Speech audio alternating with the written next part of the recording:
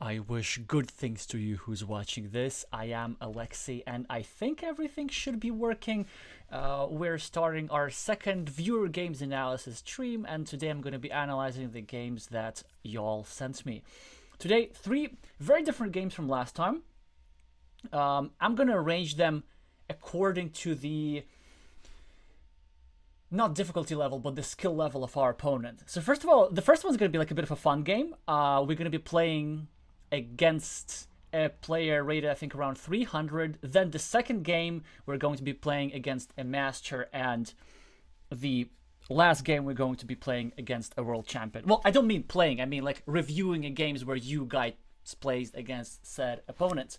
So the first game was sent to us by Ludacelis, and that was an arena game, I think.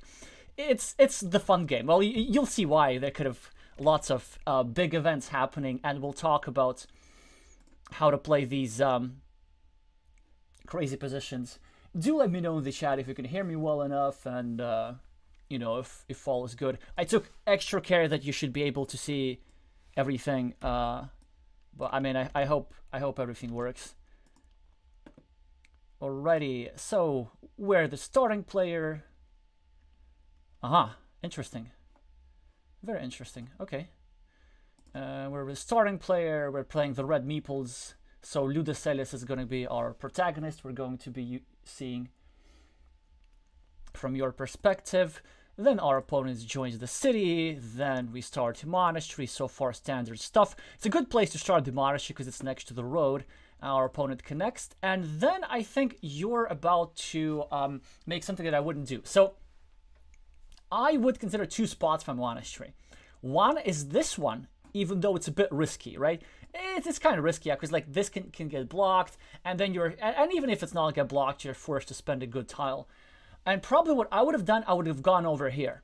So even though it's only 2 points, if you meeple this monastery, you do get a lot of adjacency bonuses, and I already start speaking in Azul terminology because I've played too much of that as well. So adjacency bonuses, but also you're still controlling this road, and you can actually like meeple this road with, check this out, like a straight line and again a straight line, and I don't know, maybe like finish the road over here and gain more points because of that. Also, you're controlling the platform for joining the city. It's either you or your opponent. Probably you, I know, can get a triangle and start attacking the city, then also connect here, and also get points from both of these monasteries because of that. So these two will build up pretty quickly. Now, I think maybe you didn't want to do this because this square is a bit vulnerable. Like if I put a piece of city over here, then yeah, it could be a bit problematic, but still, it's the beginning of the game, and you know, there's still all kinds of tiles available, so I wouldn't bother about blocking too much, just because, and also there isn't time for the opponent to block everything. What you did instead, I think, so here's what happened instead. You also get the same number of points. Yeah, so you place the monastery over here. So it's also 3 and 3. But you have no adjacent squares, and you're now kind of forced to build up 2 monasteries separately.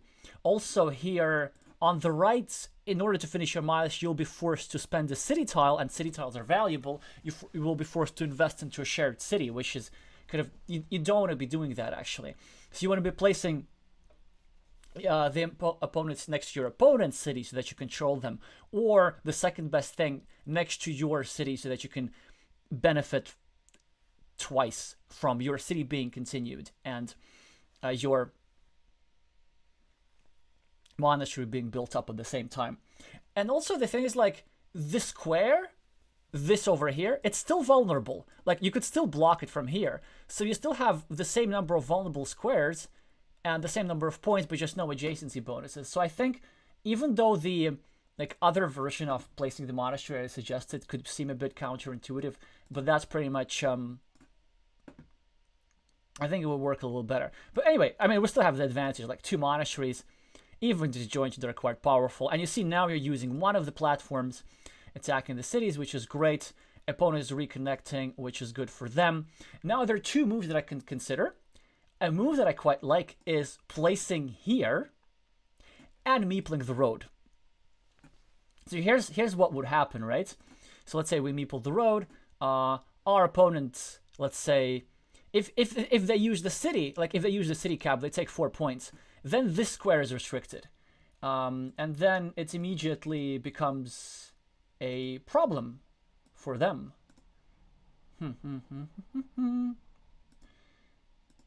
Yeah, because then, you know, you can like build up over here and then stick in a road and then block this meeple or something like this. Or if they don't get a city tile, then you can be the one.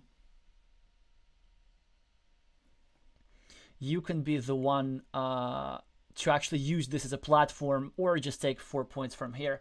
So sometimes it makes sense to meeple the road instead of the city cap if it's not advantageous for the opponents to use the city cap. But you also made another move, which I think was really good as well and quite valuable.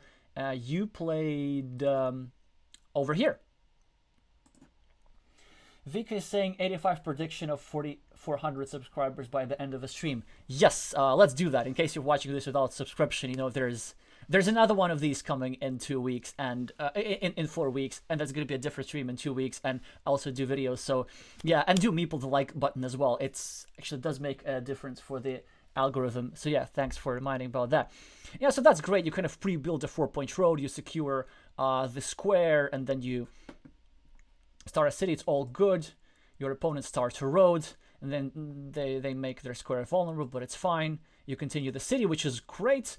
I like that you actually put it that side, because you can't attack from this side. So you will get an extra point for the monastery when you complete the city. And in some crazy scenarios, believe it or not, like you could get these squares connected, and sometimes this will be part of a larger city. So you should also like look for a situation like this. Sometimes these do happen. So yeah, so far so good. Well, our opponent starts an inexplicable second road, which is of course a bit much, but you know, we won't be commenting on their move so much, although we will be a little bit. So far so good. Now he connects. Now you attack the city. Then of course our opponent will be looking to re-attack, and so will we. Now they finish their roads. And actually, if I were green, I would even consider meepling this road, just so that I can secure this being connected with 2 curves. Because otherwise, you can take a triple city with a road and like take 2 points here and then make the square vulnerable. Yeah, something like this. So I can definitely see that happening. And but yeah, now you have to get your meeples back, so you finish your city. And yeah, well, our opponent gets the ring road successfully. This actually is like quite nice when you can try and finish your roads without using a new road end tile whenever it's possible. And now I think that's the major mistake that you're going to make, because so now our opponent controls the city with 3 meeples, and we have 2 meeples here. Of course, soon we're going to connect, but there's still 1 connection square over here, and there's still like a semi-decent connection square over here, although it's so blockable it kind of doesn't really work. So we should be looking to attack the city with a 4th meeple, because if we don't do this, our opponent does this. But instead, you build up your monastery, but also bring the city closer to completion. And then, of course, you might guess what is going to happen and where this game is going. But luckily, because you made this move, that made the game so interesting. So your opponent, of course, instantly re-attacks.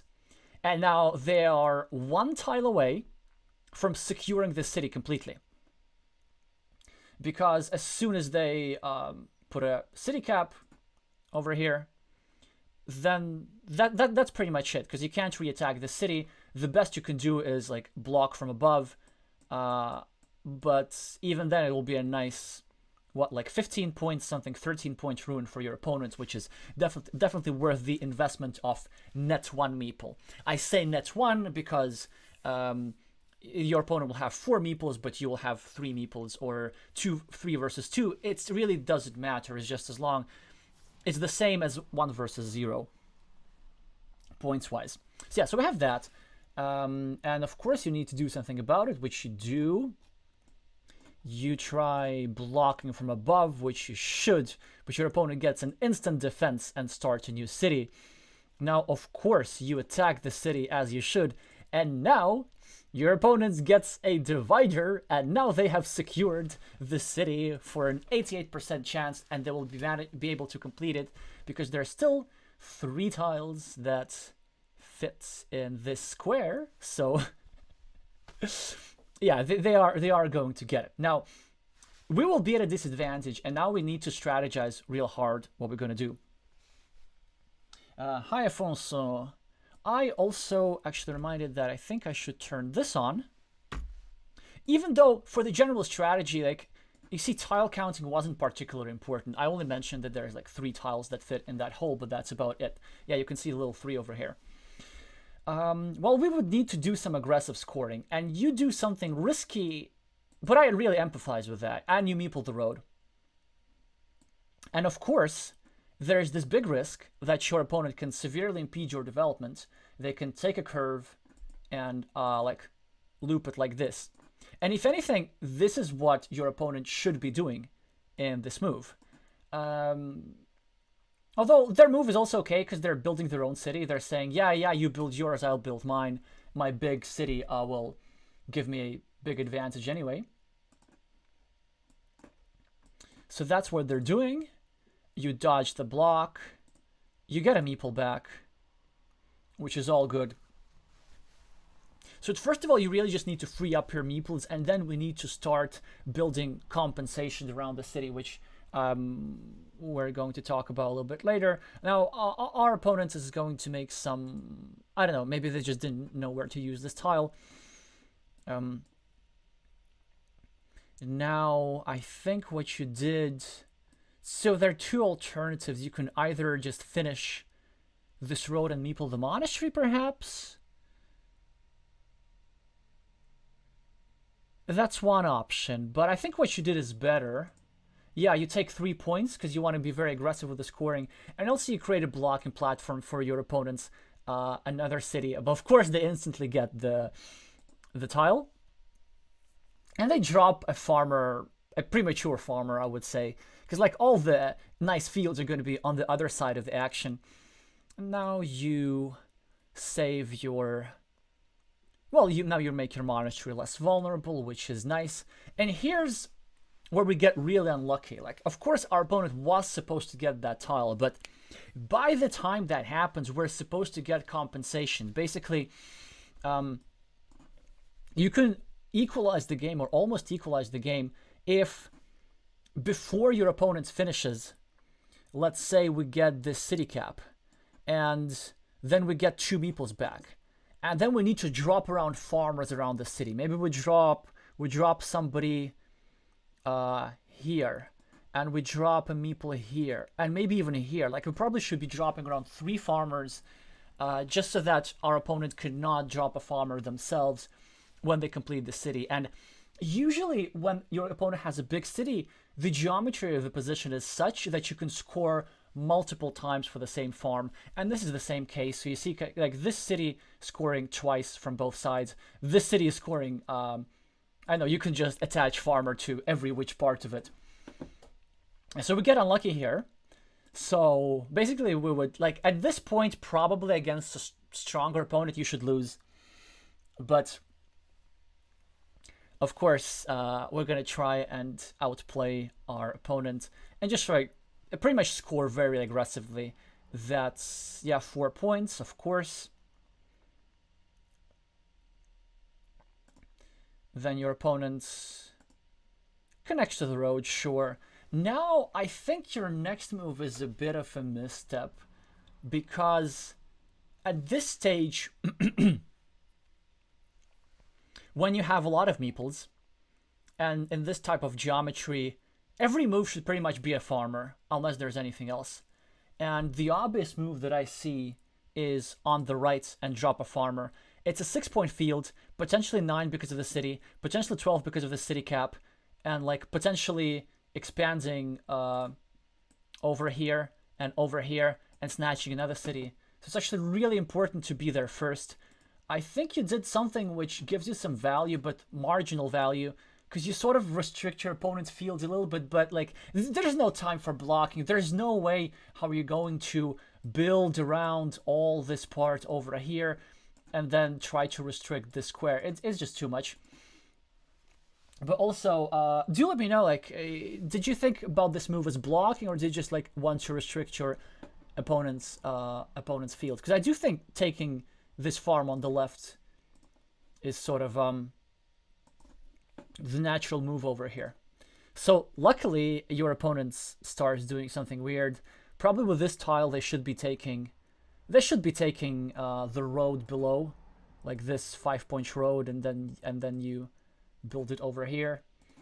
But they start building another city, and for all of you, for all beginners watching, so here's the reason why our opponent just made a very bad move. This is a 3-point city, which is extremely unlikely to be completed because it needs to be completed from 4 sides. Even if we manage to build it up and complete, our opponent will be able to, at the last moment, like join to the city, because it has at least 2 joining squares, and there's not going to be any less.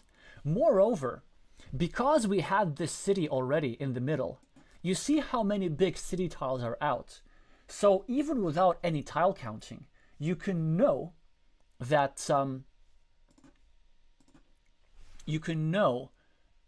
the city is unlikely to be completed because so many tiles are already on the table. I just need to do something. Huh, interesting.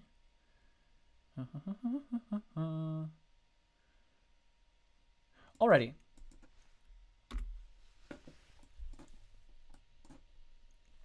So luckily our opponent makes that kind of stuff, and then we get the thing. We drop a farmer, as we should, because we just have so many meeples, and we get a monastery and a city, which is why probably your opponent should be thinking between 2 moves. They should be either meepling this field on the left, which I prefer because otherwise you're going to take it, or they should be completing their roads and adding 1 city cap to the field. Instead, they make a big mistake and they connect the roads. I think that's what's happening.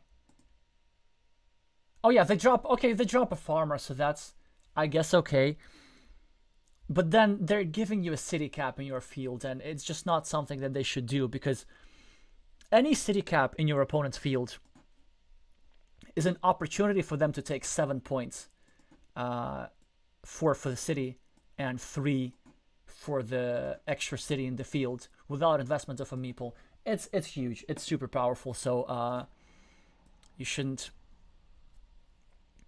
really do that. Now, what could you consider? You're probably going to take 3 points.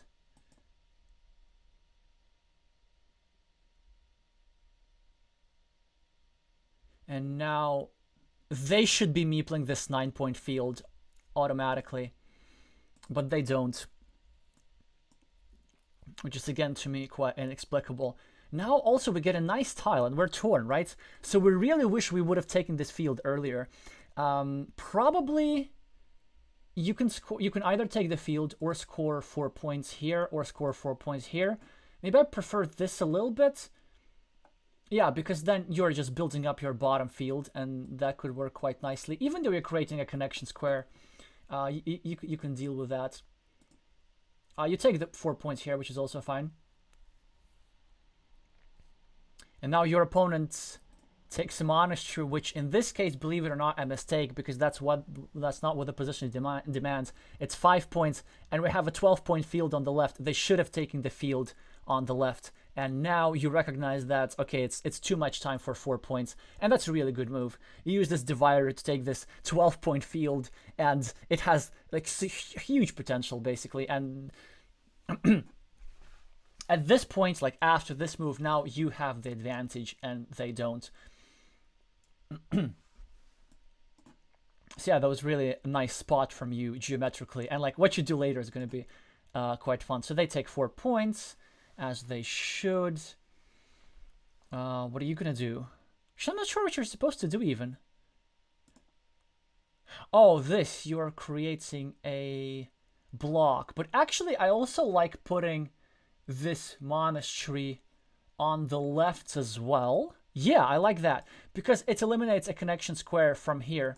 Because like your opponent could be taking a straight line, well, they should be taking a straight line and meepling from here and attacking your city, your field like this, trying to equalize it. So, but that's also fine.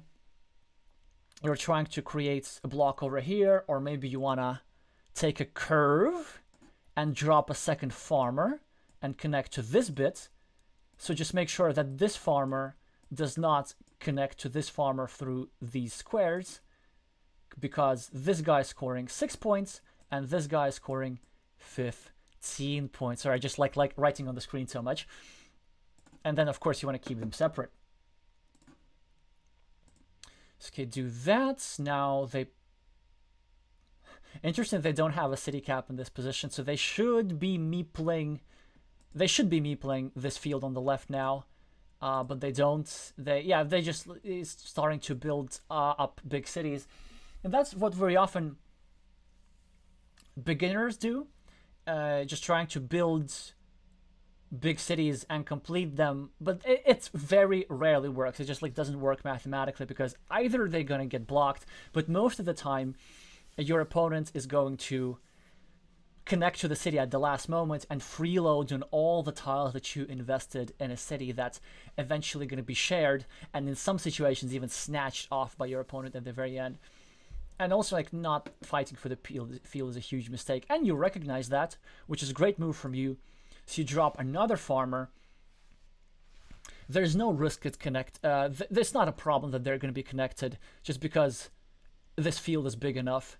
And if anything, maybe your opponent should consider placing a curve like this, trying to connect, just to take away 6 points from you. And then maybe they can have some different scenarios. In some scenarios, they close this meeple up and have 1 meeple for 6 points versus 2 meeples for 15 points, which is not that bad, because, you know, it's, what, 7.5 points per meeple versus 6 points per meeple, so it's only 1.5 point advantage, and they are ahead on the scoreboard anyway.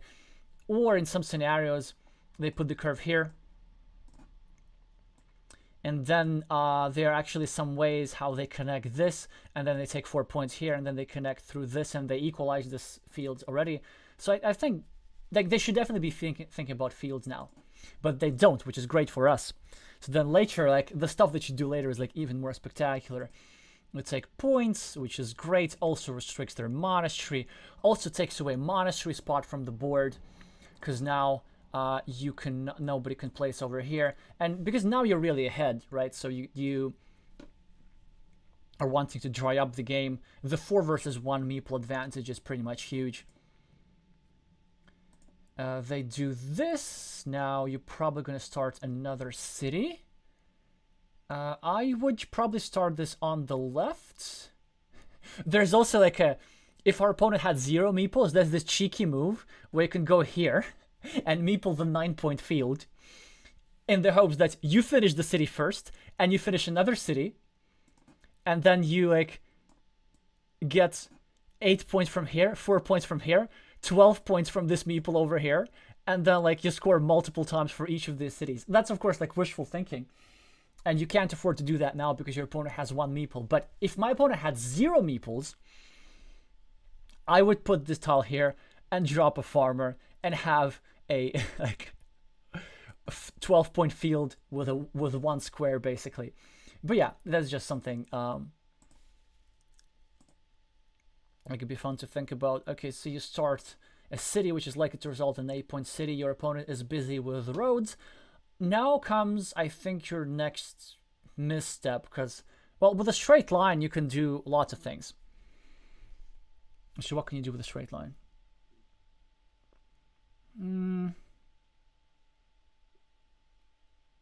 Maybe, maybe place it over here to sort of block everything here, or place it here.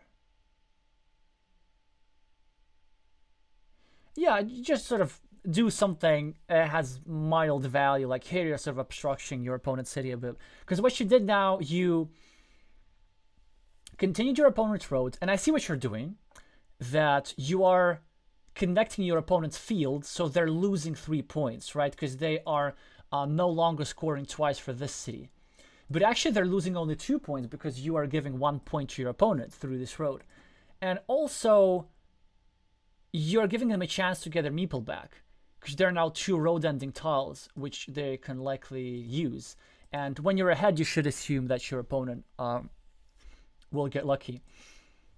And also, more importantly, like, you don't need to make that move because they're going to do that themselves. Like, what are they going to not continue the road? Then great, then they have their meeples trap for 3 points. And then if they continue the road, then they have to merge their farms themselves. Yeah, so this was definitely a mistake. Not that it will change the outcome of the game, but you know, it might. Like, your opponent, let's say if suddenly like a 700 takes the place of your opponent, they could probably fight for the field somehow and maybe equalize. So they are just peacefully building their monastery. You probably... Oh yeah, so I would maybe start another city, but I think what you're doing is actually better. That's a real nice move, just drying up the game. So not only do you block this connection and making it... Yeah, actually I really like your move here. So even though that's not the maximum number of points possible, that's what makes your win more secure. Because you're making sure that not only this connection square is blocked, and now your opponent cannot dream of taking over this farm with 2 meeples anymore, but also you're blocking this square to merge your 2 farms. And now there's this idea that you could block this square as well, and then enjoy these 2 separate farms, so to have 6 extra points from these cities. So it's a real nice move that you're doing. And for anybody watching, like, when you're dealing with farms, that's probably where the most tricky visual part of the game is. Like, you have to sometimes, at the specifics of the position, make a move that doesn't give you any points but changes the landscape in a favorable way. And this is a great example, I think. And that sort of explains and kind of justifies creating this platform later. Even though actually creating this platform was a bit iffy because, well, your opponent could take a curve, remember, and like place another meeple and then connect 2 meeples through here. But also I assume maybe you did that because you're playing a low-rated opponent and you hoping that they're not going to see that option, which is completely fine. I do play a bit differently when I play low-rated opponents, because kind of knowing that they will not make certain moves. And I like that human aspect of Carcassonne, right? That you actually sometimes need to play, not optimally, just need to play in a way that beats the person in front of you. So far, pretty much spot on.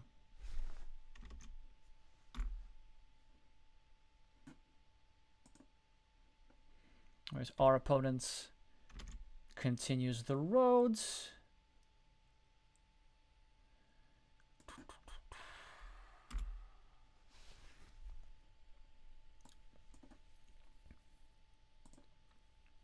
Then we're getting our 8 points and another meeple back. Not that like we need the meeples real bad.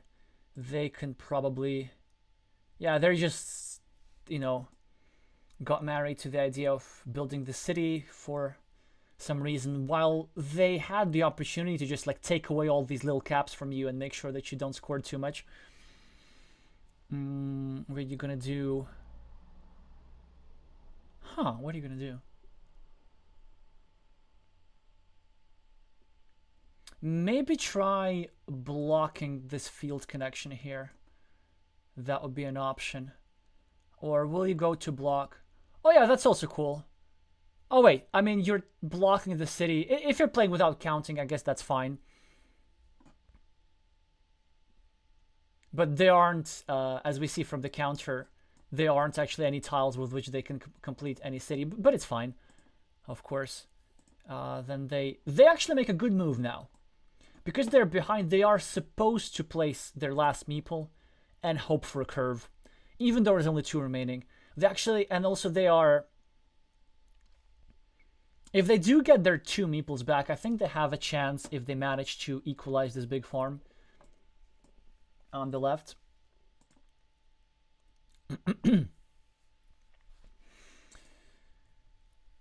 Yeah, that's great, that's great. Why not start road when we have so many meeples? They do this. And then you know that they can't finish their tile, you count it. And now, because they have no meeples, you do the thing that we talked. You can drop a farmer. Because there's no risk of opponent taking this stuff. So you can take this farm first. Oh, now it's just filthy. And then you get, with this move, 8 points for the city, with no investment of the meeple. 3 points for one farm. 3 points for another farm. And you also block the connection square for the 2 farms. So your opponent cannot merge your 2 farms. And you will be scoring twice for these cities. So it's a move that gives you 14 points instantly. And 6 more points, like, indirectly. So it's a 20-point move, essentially. Which is something that's nice to have.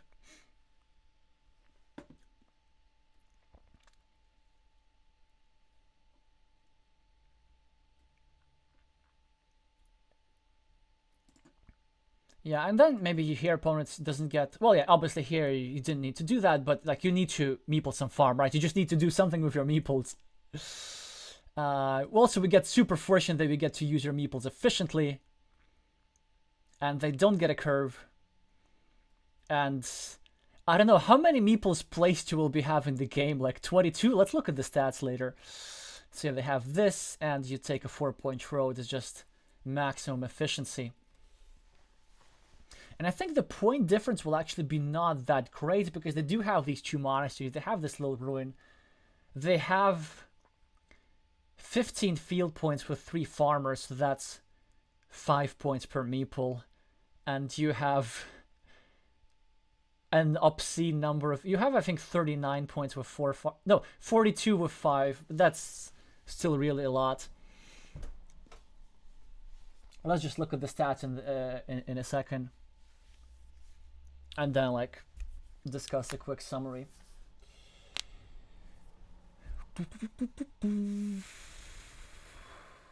$18. Look at that. How efficient this farm is.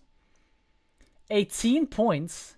And the farm has 3 squares. 3 squares and it's 18 points. Oh, that's just like the power of dividers. I love that kind of stuff. So yeah, Ludocelis wins. Well done. Oh no. So it looks like the game is old enough that they will not let us see the stats. Sometimes that happens in Board Game Arena, of course. But I think they will be having 1, 2, 3, 4, 5, 6, 7, 8, 9, 10, 14, 15, 16, 17, 18, 36 points for the city. It's something like to come back from that, to lose a 36-point city and to still come back. So luckily, you managed to get all those little farmers in.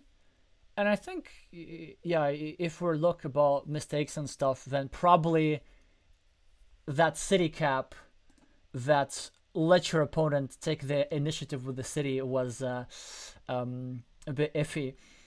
And the second thing is probably meepling this field earlier was quite important, but our opponent didn't meeple it, so it's all good.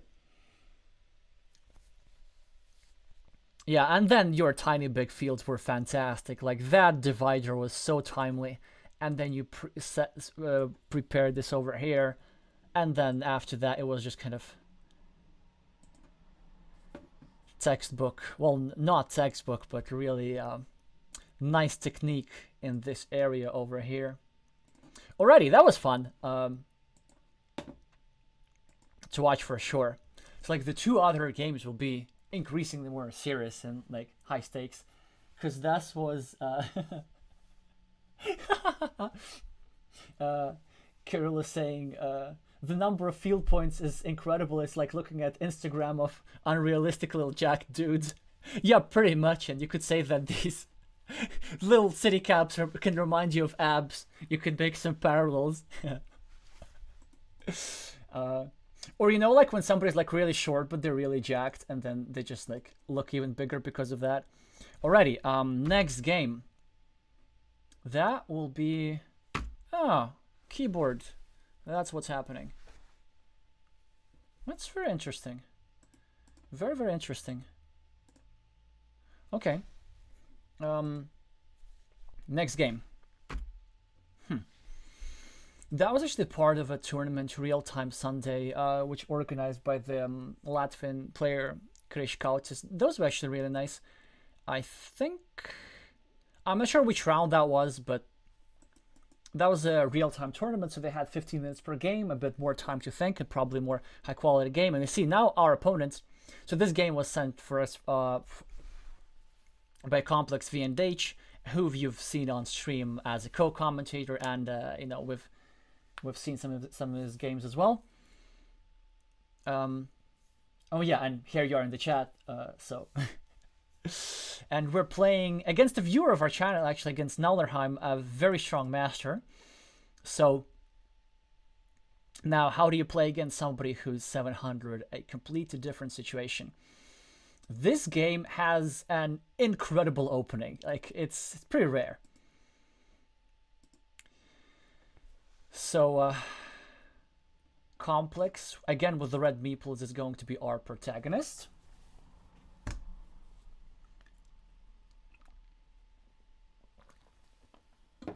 And we're playing with second position. Our opponent makes the best starting choice. We get 4 points, tiny advantage. So far, so good. Our opponent is playing with the green meeples, which will make field battles a little bit harder to see. Now you connect here, which I actually rather like, because you equalize a 2-point city with a 1-point city. Like, it's just as simple as that. And also, there wasn't really any good place to start a city. Even though they're slightly restricting this road, it's not actually such a big deal, because if anything, you're pre-building a monastery with the road if you get one. And I also like this move by Nallerheim here, like by green. They even... Oh, wait. That's green's road. Never mind, never mind. But I would have made this move even this were red's road. So yeah, so of course now, sorry, like, of course now your move makes sense. Yeah, you're restricting green's road. All makes sense. But like this move would make sense even if the roles were reversed. Here, what are you gonna do?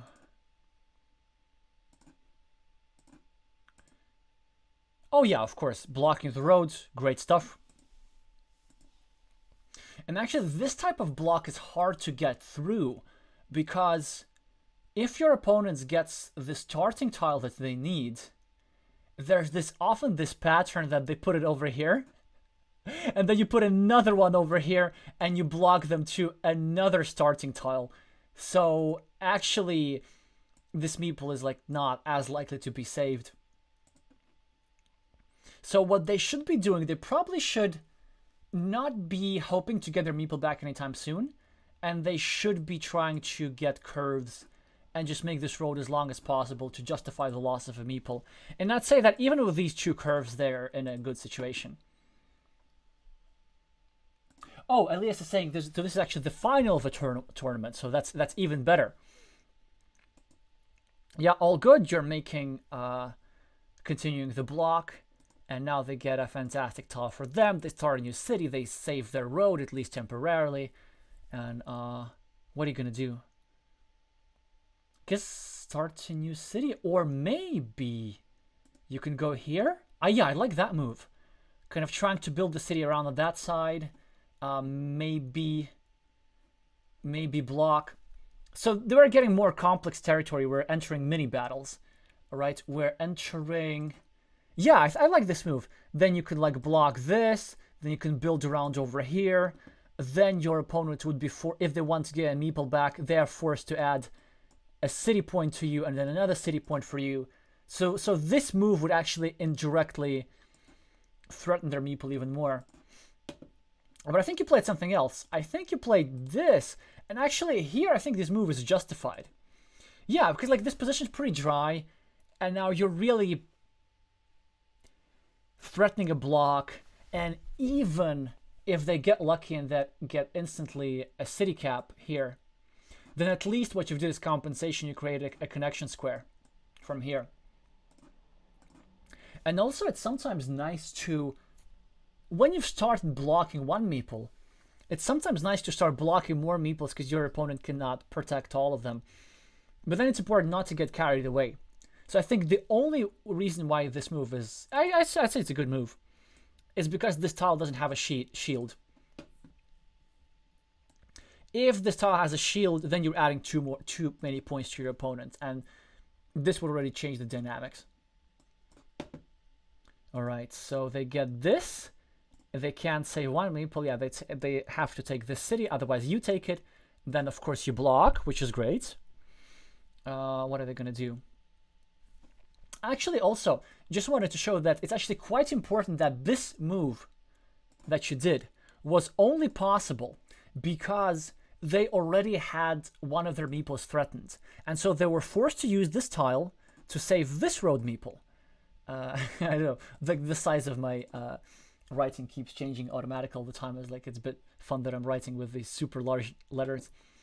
Had this not been the case, they would have actually been able to save this meeple. They would take the starting tile and place it over here, and then indirectly make it harder for you to block. And actually with this curve, you wouldn't have been able to block. So when you think about blocking, you kind of really got to assess the situation as a whole. And this works in combination with this. Alrighty, so starting a new city, all good. Principle of two cities. This is a fantastic move that you made now. So you're taking a farmer, which is only 3 points, but this square is likely to get connected, so we get 6 points. This city is likely to get finished, so it's 9 points. And then there are some green squares as well. So I think it's like really nice. Also, some of you might be tempted to drop a farmer here so that you create an attacking platform for this city. However, I like your move best because it takes away your opponent's ability to prolong their road with curves like this. So far, so good. Now they kind of don't have a good move. They probably just have to finish their city and get their meeple back. I mean, it's not a bad move, but like, ideally you want to keep more open cities in the opening. That's why it's called the opening. Sorry. Now, what we could do, I probably like placing this on the right, continuing your city. Oh, okay, this is good. This is good. Yeah, divider in your field, of course, makes sense. Perfect. You have the meeple advantage. Yeah. This is great. And then you're going to drop a second farmer somewhere. This is all good. They continue the road. Even though they expand your field, they're still renewing this idea of continuing their road with curves. But now you play a move that I really like, and it's very unusual, but so this is a dry position.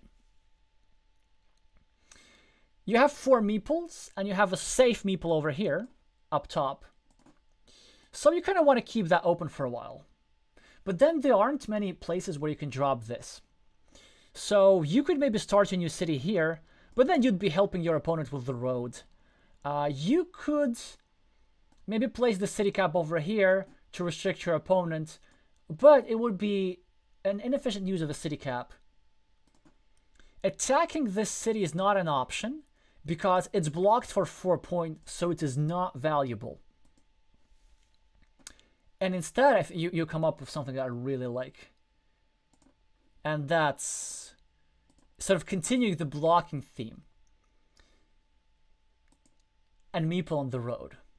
So here's why. First of all, you're making sure that their ruin will stay at 5 points in all likelihood. So if they get the big city tile, for example, actually let's get the tile counter up. The script, I mean, so if they get like one of, I can't really do that, but you see, if they get a quadruple city, then they can't continue their ruin. And in fact, the only way they can continue the ruin productively is with a triple city with a road. Like they get 2 points for the road here, and they try to open it up. But then later on, we'll be able, if we just put a single straight line, we'll be able to shut down. And also with that move, you're giving yourself way more actionable tiles because you need cities here, like to square them on the left for your farm. But you also need roads, so cities go here, and you need roads here to restrict this road.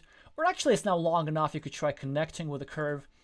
And of course, the reason why I place this meeple here is to try and build here and block this square from this side.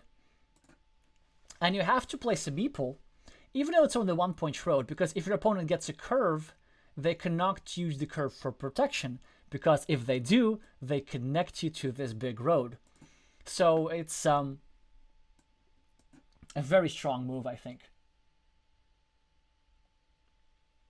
Elias is saying, I have to learn the hard way that sometimes you have to block a city that you have already blocked.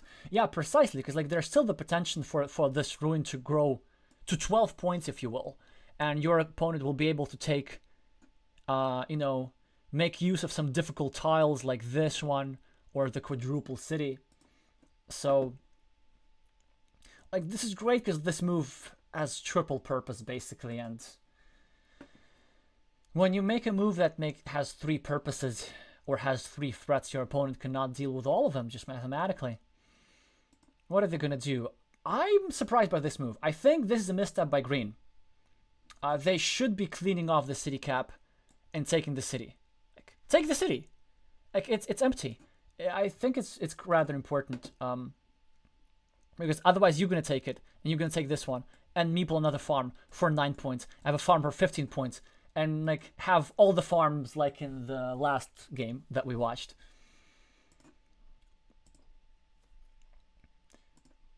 So far we go here and another. Oh, I like another meeple there actually.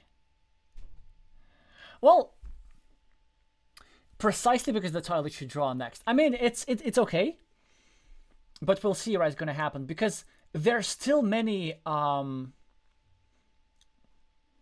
crossroads in the game. And if you get a crossroads next, let's say you're probably going to be scoring 2 points over here. And then your opponent will have a direct defense. Whereas now you kind of don't get as much value. So let's see in a second what happens. Your opponent continues the road, slightly restricts your field, which is good. Also, creating a monastery spot is a side effect. And now here's what you do. Again, you don't finish your city, which is fine. But then you place here.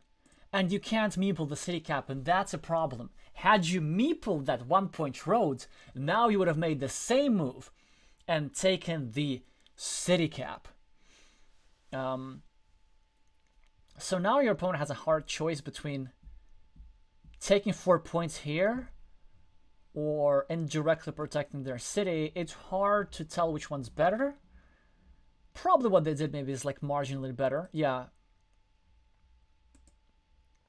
Because then now you can't block this place. But now if you think about blocking, it's really not about the point so much. It's about not 2 meeples, just 1 meeple.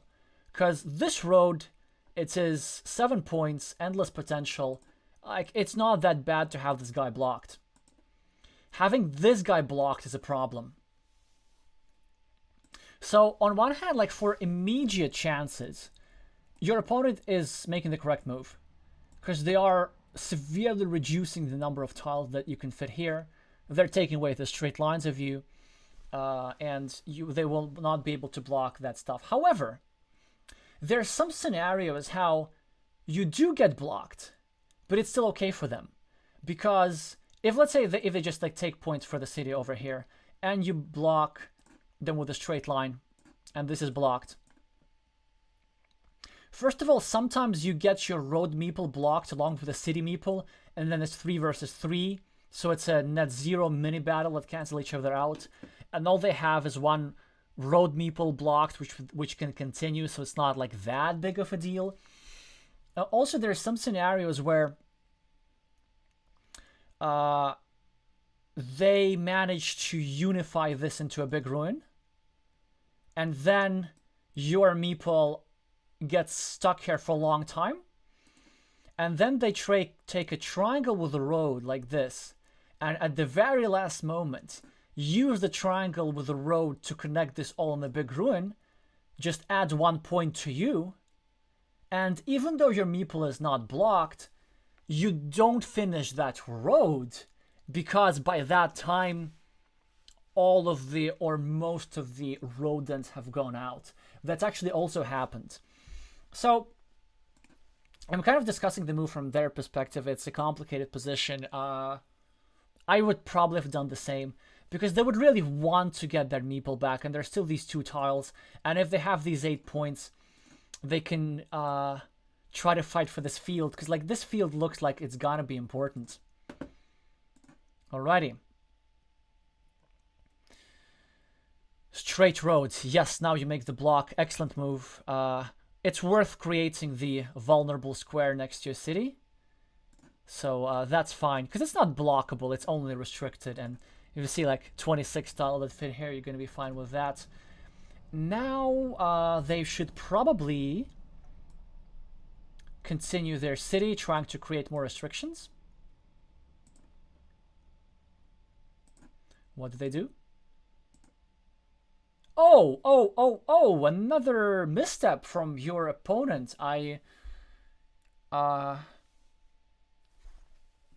think both move over here. They really overestimated the idea of this. They're trying to create a mini battle in which they win and they get to build up this city. However, the advantage is still small. It's not worth the tiles. Even if they're successful at blocking, your side is not completely closed. And you could actually get a triple city and try to build up your ruin further. Or even in some scenarios, snatch up the city meeple and have this block together versus this ruin of black. So I think it's just wrong prioritizing here on the behalf of green. I said black. Why did I do that? There's not a single black pixel on the board. Well, there is probably, but I'm exaggerating. Well, I lasted long. Alright, so, but you do this, which is, yeah, sure, why not? Even though actually probably I might just ignore that. I might just ignore that idea and simply continue my cities. Because then maybe, if you're having a better position now, and there are some scenarios where like they just attack the city immediately, and then they win it with a triangle, and then they finish it off, and then they have a completed city, and then this completed city definitely justifies their blocked meeple, so that's also possible. But I mean, it's definitely a legit move. It has no shield, no problem with that at all. Yeah, and this is sort of where we get our positive outcome, right? Because they're sort of forced to finish your road, and now they have this 75% chance to get both meeples back. All they need is a road end over here, and something over here, and yeah, that actually can work pretty well. Also, they can finish their city, and if they finish their city, they can drop a farmer as they finish the road. So if anything, now it looks not as bad for green. Although this blocked meeple is a real problem that you've created for them. It will be much harder for them to fight for the fields, and probably strategically you should be aiming to win this game with fields. Heimtu.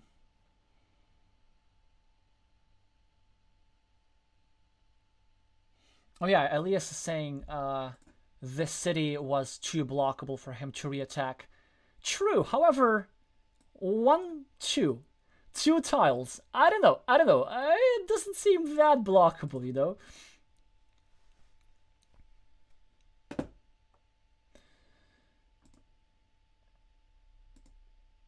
This is nice. You're just abusing your meeple advantage just we want. So you're creating a little mini battle where you have 2 versus 1 advantage, and then if your opponent wants to finish their city, then they have to give you a meeple back. And there's only one bad tile for you, because check this out. If they get a charting tile, then they have to put it here, so they don't put it here. If they get this, like the triple city with the road, oh no, I mean the city cap with the crossroads, then they put it here and they also finish a road, and they waste a road end. So this means the only really tile that they want is this, the one remaining city cap with a curve, because then they want to do a move. Actually, whenever you are on the receiving end of this mini battle, whenever you're on the city side, then you want to finish your city with a tile that does not finish your opponent. It does not finish your opponent's road. And you have more tiles. You actually have this. And if I were you, I would probably consider getting a meeple back and just putting this tile here. Well, actually, not in this case, but in some cases. I'll explain why. So yeah, move with a curve. That's all good. Probably here, I would just either take 2 points. No, I would just, of course, continue my own city. Here, you could consider placing this tile, well, we'll get to there in a second. So you could consider this move in some scenarios, especially if there's no shield, because then you get your meeple back, and then you can either block or re-attack the green meeple later. However, in this case, that would be bad, because then there's this square, through which there's this nice tube, and your opponent could snatch off this ruin or sometimes even completed city. So of course I assume you don't do that. Yep, that's great. They probably have to either continue the road, or I think in this case I like the block more. I like the block a little bit more. Generally, it's very hard to decide when you have a straight road. Do you add 1 point to your road and do something else? And I have a heuristic for this, which I'm going to share with you and, well, reveal my secrets again. And then you're going to start winning against me in the stream with games against viewers. But that's okay. That's okay. I typically, all things considered, add a point to my road if and only if that improves the position of my road somehow. So for example, if that makes my road less attackable or less blockable, or builds up my monastery, or expands my field in a favorable way, if it does something else other than just adding a point.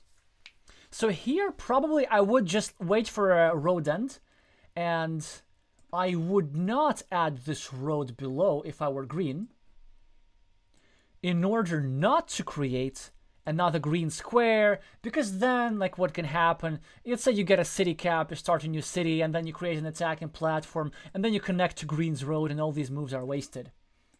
And this block, on the other hand, is a bit painful, because what you want to be doing, what red's going to be doing soon, or green, is taking the city cap from here, and thus the city will already be restricted from one side, and so you're sort of pre-restricting it from the other side. So actually, like, this little mini block, it's a bit more than just a nuisance.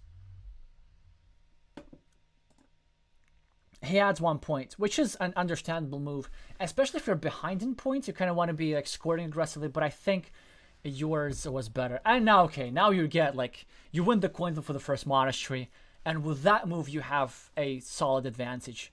Yeah, it's super powerful. So what they're gonna do? I think they should start a ring road on the right, like this. Oh no! This ring road is actually a bit better. because it's also it has some extra value if, in case they draw a crossroad, they score 1 more point. It's also, it takes away crossroads from you, which is more important. So actually you won't have anything. Yeah, so that you will not be able to take advantage of these free roads over here. Some intermediate players would be tempted to block like this, but that's not really a block because both road monasteries are still in the game, and you're giving your opponent a 75% chance, and you're pre-building your monastery. So that would be a mistake. And then, like what some intermediate players do, they do this, and then you predictably draw the monastery, as will happen 75% of the time, and then they call you lucky, and then they rage quit. Yeah, so if you want to block that square as green, you probably want a tile like this, a triple city with a road, because you take away monastery spots and make sure that your opponent needs to waste a valuable city cap to free themselves of the monastery. Not only is the city cap valuable, but also there's only 2 of those, so there's also the 25% equity of them not getting the monastery meeple back. All right, maybe we're thinking a bit too much from green's perspective, but I think this position is like pretty interesting from them as well. So let's... Okay, maybe they weren't in their best form today, because I know they're normally very strong, but at their 3rd misstep. The problem with this move is that it just doesn't do too much. It sort of like starts a pre-block, but it's not enough. And then if you decide you're going to do this block the city, you might as well have done that on the previous move. So here, you can go YOLO or no YOLO. You could place a second meeple or not. In the beginning of the game, I would. Now I wouldn't. Because there's only 1 triangle with the road, so this can get blocked. And even if you finish it, you'll be waiting it for a long time. Oh yeah, there's only like 3 of those. And one of them is a divider anyway, so you don't need a second meeple. So yeah, of course you have the risk of the city getting attacked. But you know, it's only 1 platform. You can actually close it quite quick, and your opponent needs to do a bunch of other things anyway. So now they continue the roads yet still and expand your field and not block. I guess they're hoping to connect, but I do like the block here. Like for a similar reason, it will be somewhat painful for them. So now there are 2 options that I like. I think you could take 4 points on the right. However, it would be, I don't think it's the best move. So you take 4 points on the right. That's option 1. However, you take 4 points and you leave a freer city cap, so your opponent is likely to take 4 points as well, and then this will roughly be equal. The move that I like best is this. You continue your city, you have it 1 square away from completion. It's a bit hard, well, it's possible to attack, but like, so be it. And also you're starting a new city over here. Oh, that's what you do. Yeah, that's awesome. I really like this move. And now they cannot continue. And what are they going to do? This move I actually really like. Because even though they are freeing up your roads before completing the city, which is normally not what you want to do, they recognize that they don't have many good tiles to finish the city with. Just this one good tile. Other tiles give you too much benefit. So they let you have your meeple back at some point when you drop a crossroads, but they're saying that there's still many city caps to finish their city, or, in some scenarios, snatch off this rune. But now, of course, you get spectacularly lucky. They don't even attack. And not only you get a tile to finish your city, you get a divider for those extra field points and these extra 2 city points. So now you have a massive, massive advantage.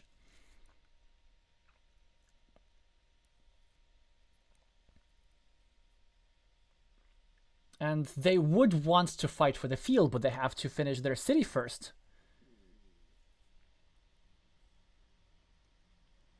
And you finish your road first. I know that you consider dropping a farmer here, preempting your opponent's completion of the city. Because when they complete their city later in the game, they're likely to drop a farmer. However, I really like that you did not drop a farmer, because this field will be worth only 6 points, and we know that all the action is going to have on the left side. When thinking about whether to drop farmers or not, you need to think, just look at the position, are there better farms? And in that case, yes. There is a 9-point or even 12-point field brewing on the left. So you should be taking that. So they take 4 points, which is understandable, kind of points. They would need to take any quick points they can get. And now, the move that you made, I thought was like really spectacular. It's just like such really nice, good visions of a field. So you have a straight line. You should be meepling some sort of field. And there are several questions, which one? Probably with one, if you're not sure, take one which has like more points. So there's a 6-point field like this, there's a 6-point field like this, and there's a 6-point field like this. And you chose my favorite option. And here's the reason. First of all, it's preparing a 9-point field this way, and it's preparing a 12-point field this way. So kind of there's room for expansion. And with this expansion, you'll also be taking fields from your opponents. You'll leave the 6 points in the middle, but it's very nice. It's like a very nice field battling waiting tactic, where you have 2 meeples sandwiching an empty field, because if they drop a farmer, you can merge and win 2 versus 1 battle. If they don't drop a farmer, it's hard for them to connect your fields. So you will be still scoring 6 points for, like, you will be scoring for both of these cities twice. Oh, nice, I can just like put dots and then they're nice circles. Okay, I'm gonna keep doing that. Awesome.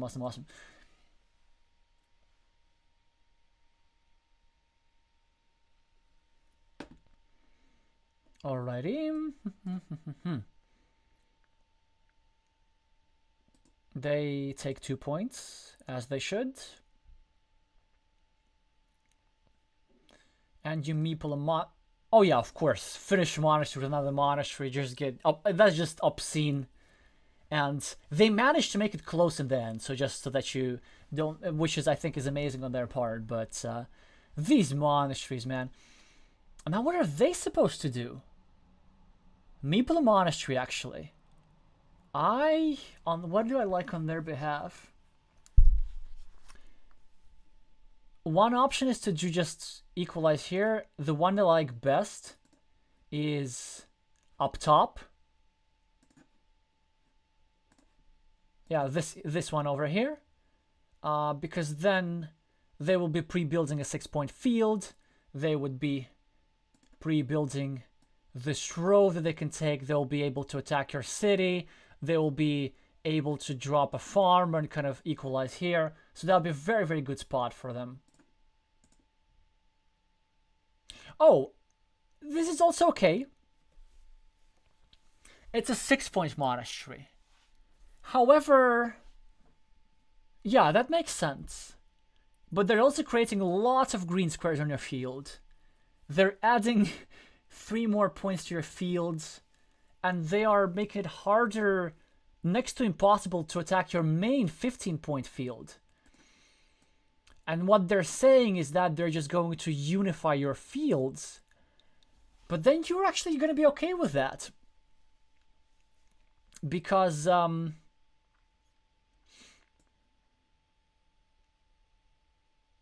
you're probably gonna finish the city. You're gonna have 18 points for 2 meeples. That will be enough for you to win, giving you advantage. However, one thing that they might be thinking that I rather like is that there's a fantastic field connection through here.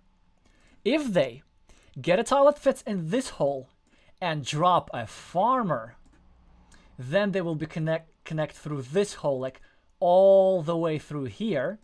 And let's say if right now you put this tile here, like if you want to separate your fields, then actually they will be able to attack later on.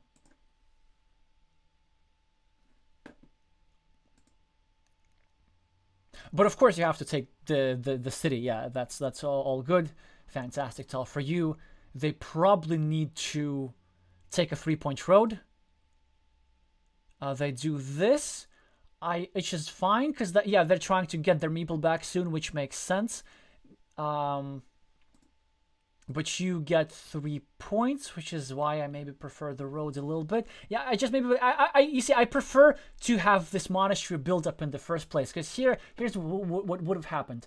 They would have 1 point less, but this field, there would still be like more options for what they can do. There would still be some scenarios in which they drop a farmer here, connect to the main field, and somehow like block the connection of this guy over here. And also now, they would have had this monastery here, and they would have had a straight line over here, possibly with a farmer. And yeah, it just seems, even though this would have been fewer points, try when you're meepling monasteries, look not only at the points, but also at how the monastery is going to be developed, what's going to happen afterwards, how the field is going to look like, which tiles are you going to use to complete the monastery. Can you put a monastery in such a spot that when you complete your monastery, you can actually manage to do something else as well? Right, brilliant for them. They actually finish the road. It's not going to be attacked. It's going to be a nice road. They start a city. It's okay, but why? No, that's a mistake. Because you are preparing to get blocked. Like any of the triple cities or triangles, especially like tiles which your opponent doesn't have use for, create an instant block, and also you're taking monastery spots away. Not that you need this monastery spot, but like, you know, finish the monastery with another monastery. Like it's all the good stuff. Like even though you already did that, you can do that again. There are still 3 monasteries left. So definitely this curve looks better here.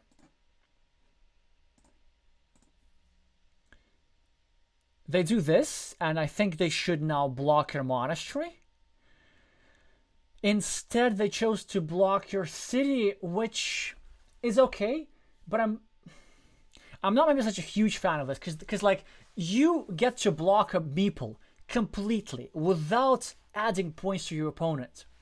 Whereas here, you add points to your opponent. I'm now speaking from Green's perspective here.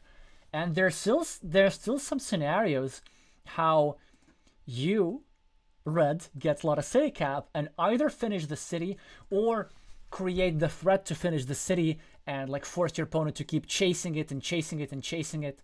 Because like sometimes that's the better way, is just to take the 8 points. Take your opponent's 8 points and just be okay with it. So now you took a monastery away from yourself. And then instead of a monastery, drop a farmer, which I think is okay, because you're still going to get your meeples back. And now, perfect timing. That must have been so annoying for them that you're pre-farm the field which your opponent is going to be about to farm. Typically, if your opponent is about to finish a city, especially if it's a big city, you want to drop around compensation farmers. That's a classic compensation farmer. Ideally, of course, you want to be dropping those not here, but on the right, so that you already have the 3 points for this city, in case your opponent never finishes the city. But given your lead, it's absolutely okay to have a 0-point farmer just to eliminate point scoring opportunities. Like, I like the farmer on this move, but I definitely do not like the curve on the previous move, because this 0 point, potentially 6 point farmer could have been a 7 point monastery with the potential to have your meeple back. So yeah. They are taking their stuff back. And now let's think about this position from Green's perspective. Like, Red is in the lead, and Red has a ruin, Red has 2 big fields. So probably as Green, you need to make something happen with a field. There will be some extravagant opportunities to connect. And then maybe, and you need to try to score any point you can get. That's pretty much it. As Red, you probably should make the game dry. You should finish your city, maybe drop a third farmer, like slowly build up this ruin over here. Just kind of take it easy.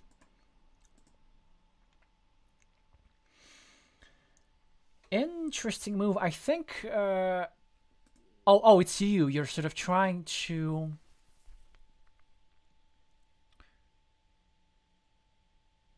Oh, you blocked the connection of the fields.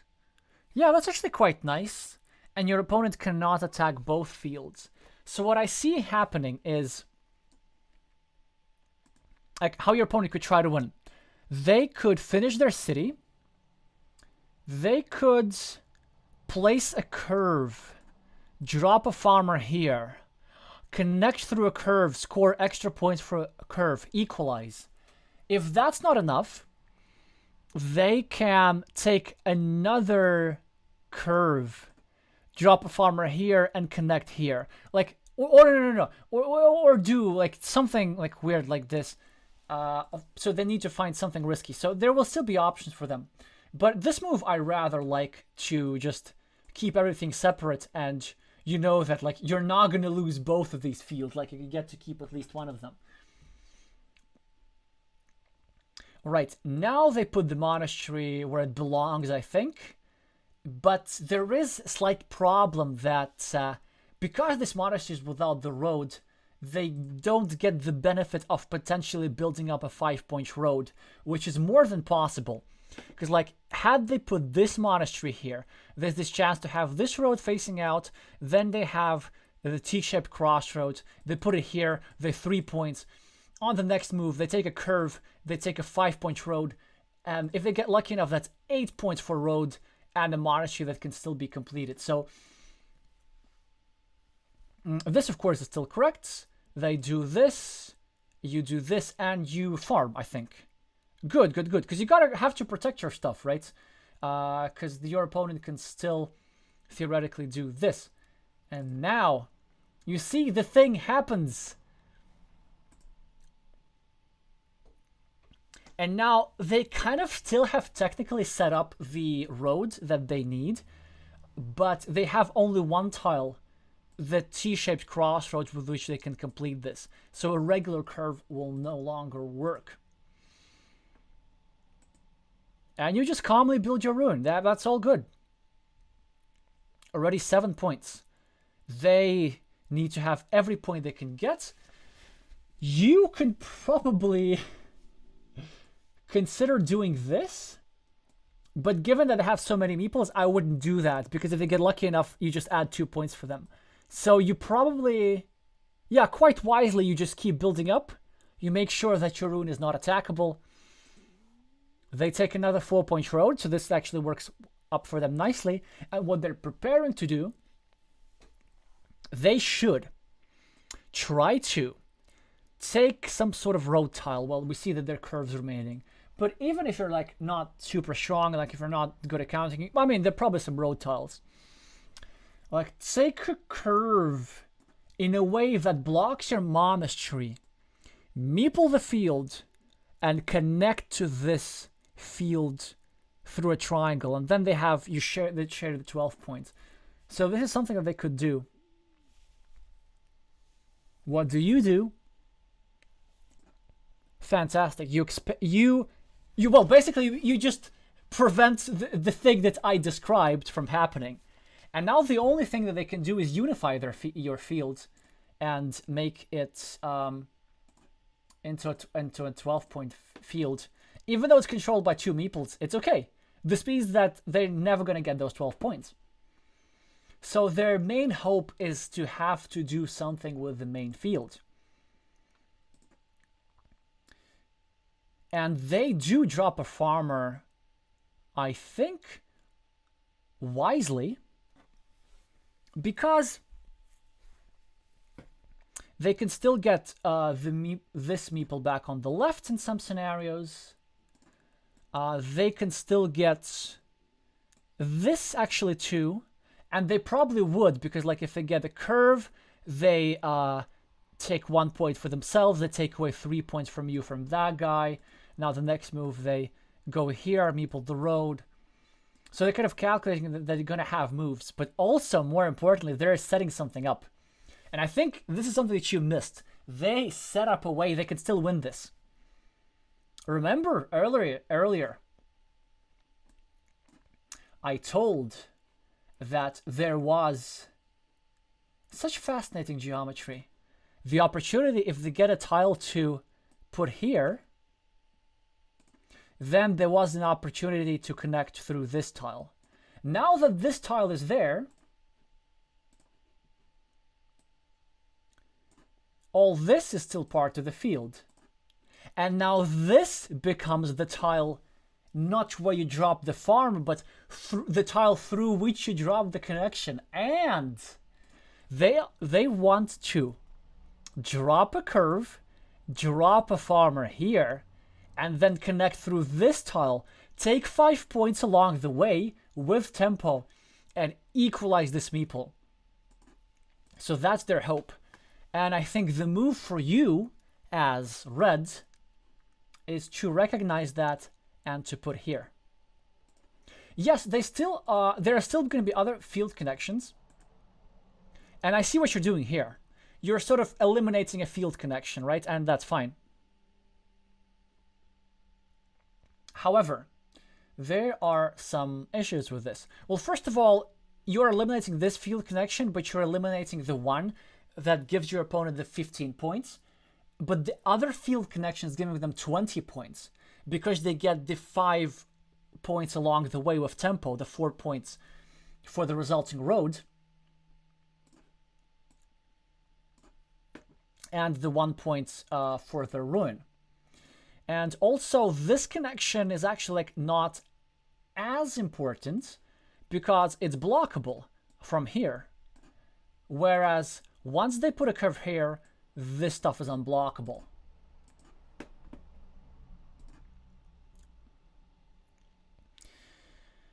Well, it's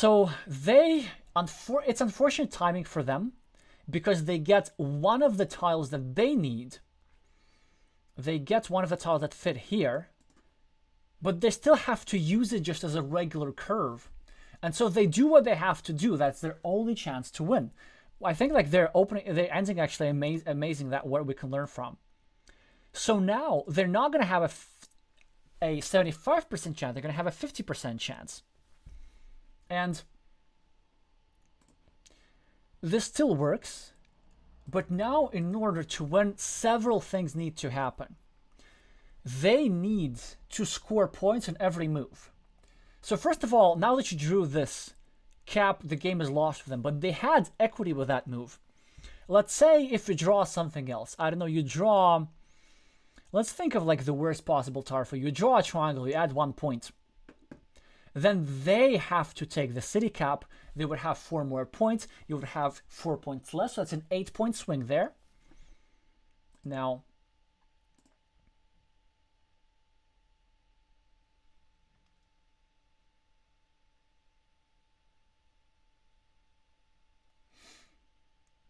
and now they are the unlucky one. They end up the triangle and they can't do anything. They pretty much have to just dump this tile somewhere. Or actually, did they miss something? I think, wait. as green, you can equalize both fields. Did they do that? So they can, with a 25% chance, place this triangle over here and hope that they get both the curve to connect here and this tile to connect over here. And if that happens, you cannot reconnect. So actually, it may be so that they still have equity in this game. And if that happens, let me think. So you're at plus 5 points ahead, and you have 8 points here. You have 3 points more on the ruins, but this equalizes here. You have 6 on the field, so it's plus 11. In this mini battle, you're gonna have minus 4, so that's plus 7. Here you're gonna have 8, so that is minus 1, and here it's plus 2. Well, they're still gonna lose probably by a couple of points. Like, there are scenarios in which you do something like, okay, so probably if with the right play, you still win by a couple of points, but they should probably still try it in case you do something stupid, like in case you drop a 0-point farmer somewhere. What did they do? Well, yeah, they just dump the tile because there isn't much what they can do. Actually, they're also creating another connection. They are creating a connection through the T-shaped, through the extender tube and a monastery. But of course, that will not be enough. But really, I really like how they're playing in the sense that they're trying to find the best moves even when they're lost the game.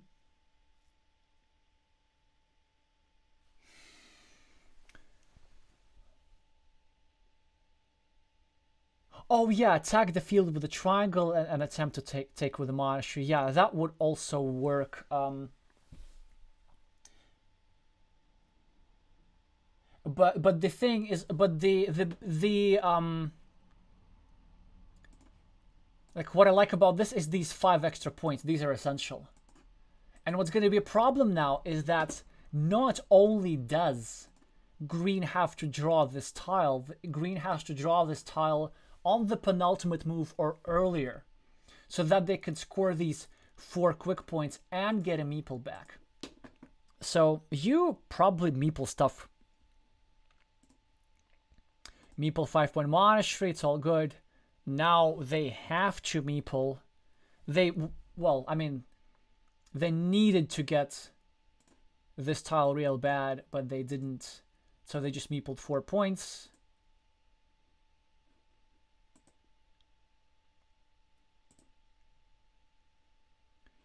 I ran out of time, almost. You put 1 point to yourself, and now they connected to the field, but without the 4 extra points, and without the with the 4 extra points, without the 4 extra points, and without the opportunity to redeploy their meeple. So we're gonna look at the point difference in a second, but actually the way they set this up, had they gotten all the quick points, they still had equity to win, despite your massive, massive lead.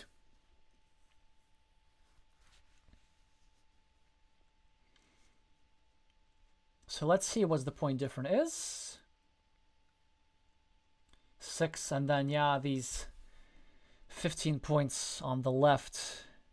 Also a bit unfortunate for green that green didn't even manage to connect your fields.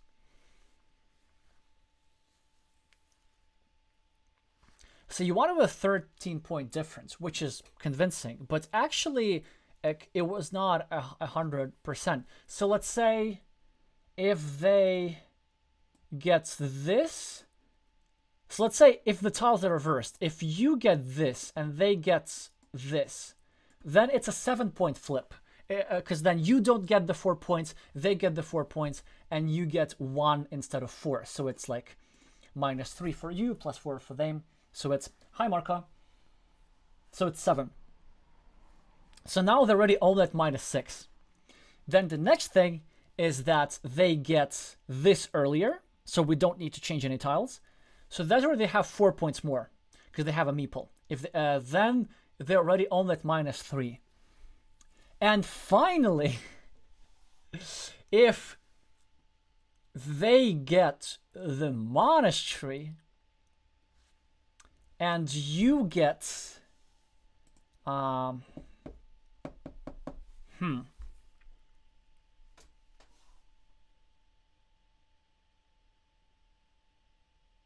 well, I guess then you would have to get this, right? And you get this, then you take 4 points, but they take 6 points. So it's 5 points. No, wait, 6. I can't count. No, okay. So yeah, 5. Was there? Oh no! There was a. Oh yeah, there was a 6-point pot here. Yeah, 1, 2, 3, 4. Oh no, but because that's because the triangle is here. Okay, that doesn't count. Okay, they take 5 points. You take 4 points, which means that you take 4 instead of 6. So that's -2 for you. They take 5 instead of 4. That's +1 for them. And they're tied. So that was their long shot, but that was a legit mathematically possible long shot. And I know I like to find opportunities like this, especially when they actually happen. Also needs to remind that I need to edit my puzzle video as quickly as I can, because like my next puzzle video is probably going to be one of my favorites for sure. You'll see. Well, as for this game, I think at the start, like your vision of space and your prioritization, your blocks were absolutely amazing. Like that move with the city cap, that was so cool. Again, like maybe not recommended for everybody, but yeah, that was really, really nice. Then restricting this ruin, then building these fields in such a great place, because like you ended up having 4 cities that scored twice. So for 6 cities, you ended up getting resultados de la partida. Oh yeah, it wouldn't let, but I mean we can count. You end up getting 30 points, so that's quite nice. Well, Elias is saying Elias's complex, for those who don't know, is to play with the red meeples. I remember what. So you're not sure if you're played well or just got really lucky. Well, both, because I think the lucky part was the monasteries. Like this it's so huge, but like you still had to convert that. And I think at the start you definitely like played well. You played really well, and also probably green made some small mistakes here and there. Like these were some unambitious move that cost them a little bit. So like with this, some tiles invested futilely here. Here a little bit, maybe something could have done about this city. Even though it was fortunate for you, they could have decreased the chances a little bit. Whereas for you, yeah, probably. Well, this curve I'm not happy with, but other than that, I think like you managed to see space really well and block when it's time to block and score points when it's time to score points. So it's really a beautiful and enjoyable game to watch. And that's not all for today, because the next game, it's maybe like the position is not as block heavy, but it's sort of more traditional, but it's like even high stakes and it's also much closer. So in the next game we'll be playing our world champion, but I've been talking for so long that I gotta take like a half-a-minute break and refill my water. In the meantime, feel free to enjoy this final position, or also ask me anything in the chat. Hi, Glovier. Yeah, that's right. Actually, the timing of the tiles is what plays in the luck factor for sure as well. Such as, well, in Elias's case, being the first to draw the monastery, not... And also being able to finish it with another monastery relatively soon. Alrighty, see y'all in about a minute.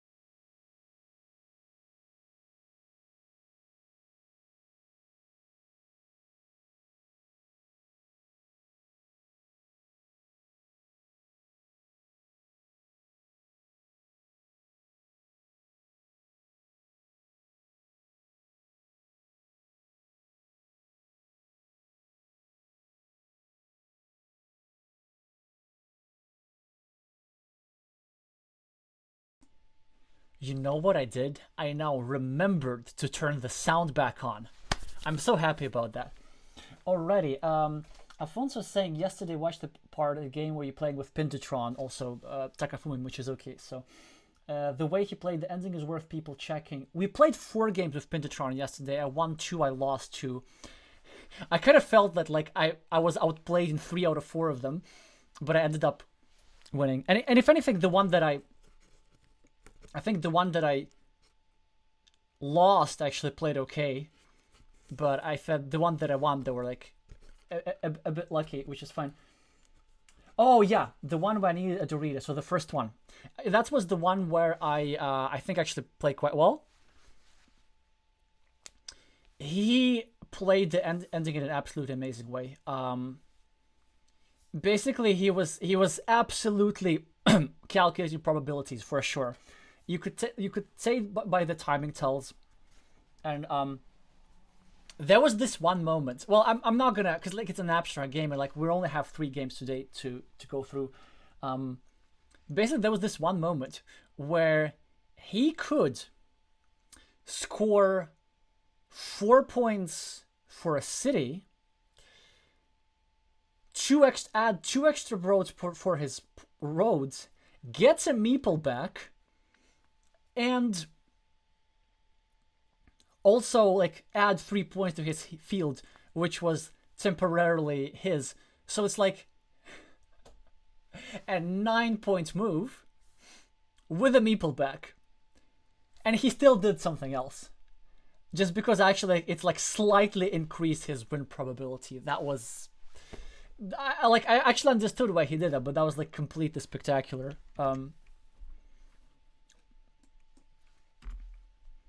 So yeah, third game. So sent to us by Alfonso. Here you are.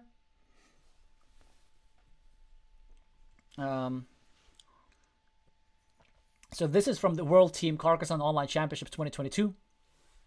Bronze medal match against former world champion and like an incredibly strong player, Vladimir Kovalev, someone you know. Also, not only him, but also in his peak form. So we see his rating is around 800. But even then, I think we can do something. It was a game with very interesting moments. Alright, so we are going to view this from Afonso's perspective. We are with Team Portugal trying to win the bronze medal.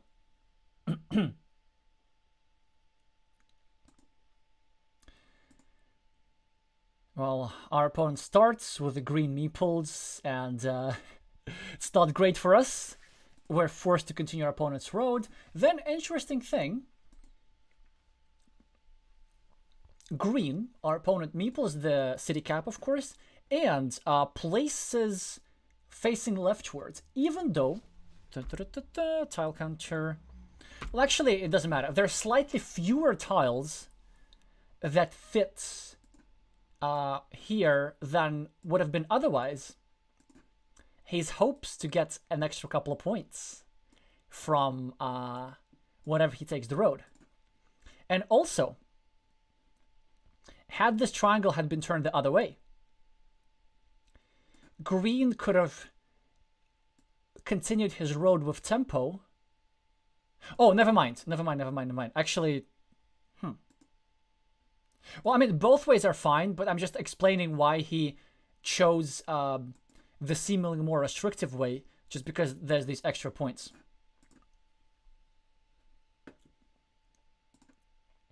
Of course, you start a new city, you create an attacking platform, and now, believe it or not, creates the first move where I really think the world champion made a mistake. Does this, great, his plan worked, and he does not meeple the 2-point road. You might think, well, it's 2 points, and what if it gets blocked? But that's the point. Not only it is 2 points, but also it's actually safer. Because here's what happens. If you take a curve or any road tile, what you're going to do on your next move as red, you're going to like put it here, meeple it, and with that, with tempo, create an attacking square for this. Like with any road tile, especially with a T-shaped cross or something like this. But if red meeples this, then, well, green cannot add a tile here. Like, what is green going to add a point to red?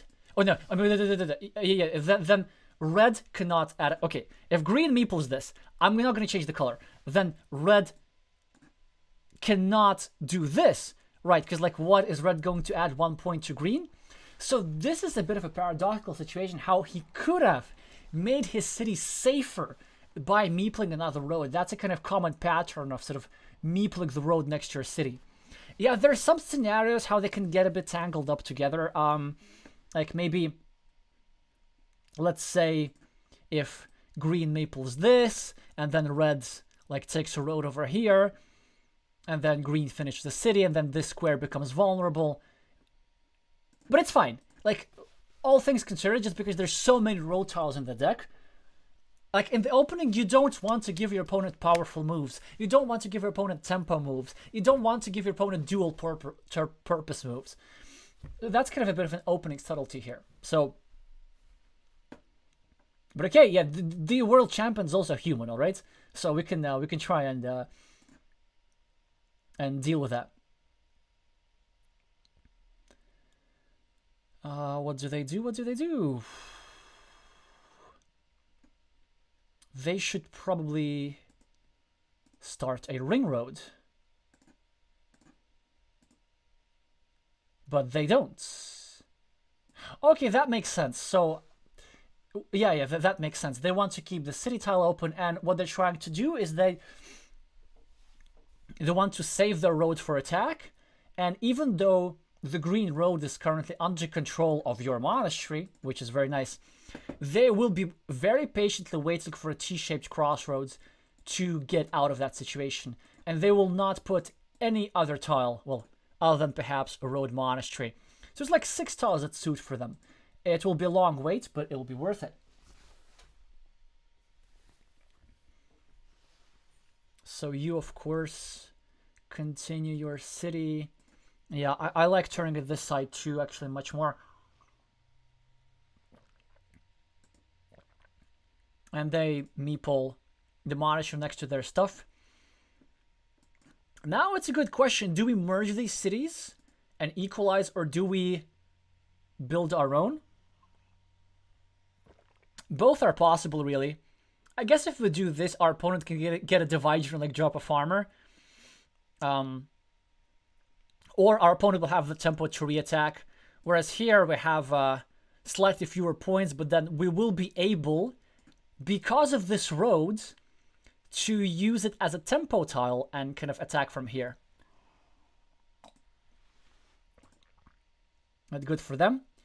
And also, here's like the first problem for not meepling the road. Now, because of the vulnerability of this square, they're forced to take 2 points instead of 3.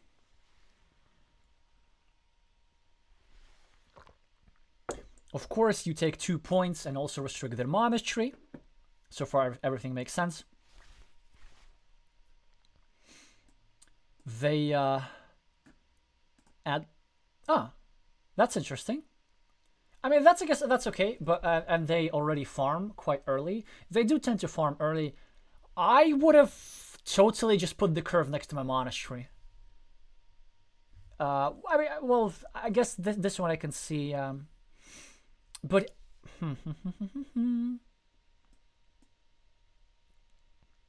actually, I think their move has some deeper sense. So they're slightly restricting your city, but also they making it harder for you to block this. Yeah, that's as like you can defend by blocking. That's actually I rather like this. Although I would have probably waited for a straight line to do this, but it still makes sense. If you, let's say, start a new city here. Like, because you want to take a city cap, face it outwards with tempo, and then your opponent will have to defend here. And then if they're not able to defend, you block this. But now, because of this restriction, if you take a city cap, then they can attack the square from here, and this becomes vulnerable. So sometimes a defense against a block can be a counter block, saying, okay, like you block meeple, you block my meeple, I get a better chance of blocking your meeple as well. Now comes your interesting move. So like I would have played traditionally. You see a monastery, 6 points, like place it next to your monastery. Like for me, it's almost automatic. And now I'm saying, okay, now I'm just going to win this. Because here's what I'm going to do. On my next move, I'm going to, let's say, grab a curve. And then on my next move, I'm going to grab a straight line and connect these roads. And drop a farmer as well and equalize. So, like, you can build up really, really quickly here. And what your opponent can do, they can, I don't know, like, maybe block your monastery somehow. Let's say they take a triple city or something. Then they block this. However, there are still tiles that fit here. And worst case scenario, you're blocked with 15 points versus 5. Of 16 points versus 5. So that's plus 11 for net 1 meeple, which is nice. It's like a 9-point field, but with interest. Also, you're probably going to be blocked against a 9-point field. 11 versus 9, that's plus 2 mini battle. And also chances are most of the time you aren't going to get blocked. They're way more road tiles than city tiles. And actually you're very more often you're going to also equalize this road as well. And just complete both these monasteries and tell your opponent like, what are you going to do? So yeah. Also, like if your opponent blocks here, there are some scenarios how you patiently wait for this tile to free up your meeples, and then you free up both your monastery meeples, but your but actually their road meeple is trapped because they have one square developed and then they're somehow entangled in this square as well. So this can happen as well. Also, there's some scenarios if they think of blocking, if they even think of blocking you, they put it here. And then this gets blocked here, and then they end up with a 6-point field versus your 7-point monastery, and you have an 8-point monastery versus 4-point road. It's like a double victorious midi battle. So like it's just a powerful natural move. You did something creative. Like I think normally it works. So you made a move that gives you 1 point, but control. Equalize everything that green has, and then also put some pressure on this square, like with a straight line or something like this. But normally, like I think this move is good, but I don't. I like the 6-point move better. Alrighty. The idea, of course, is kind of to block this and also curb the development of green's monastery. But also, what's green gonna do? In some scenarios, they're just gonna grab another road monastery, and that's it. And they're gonna be the one with lots of points.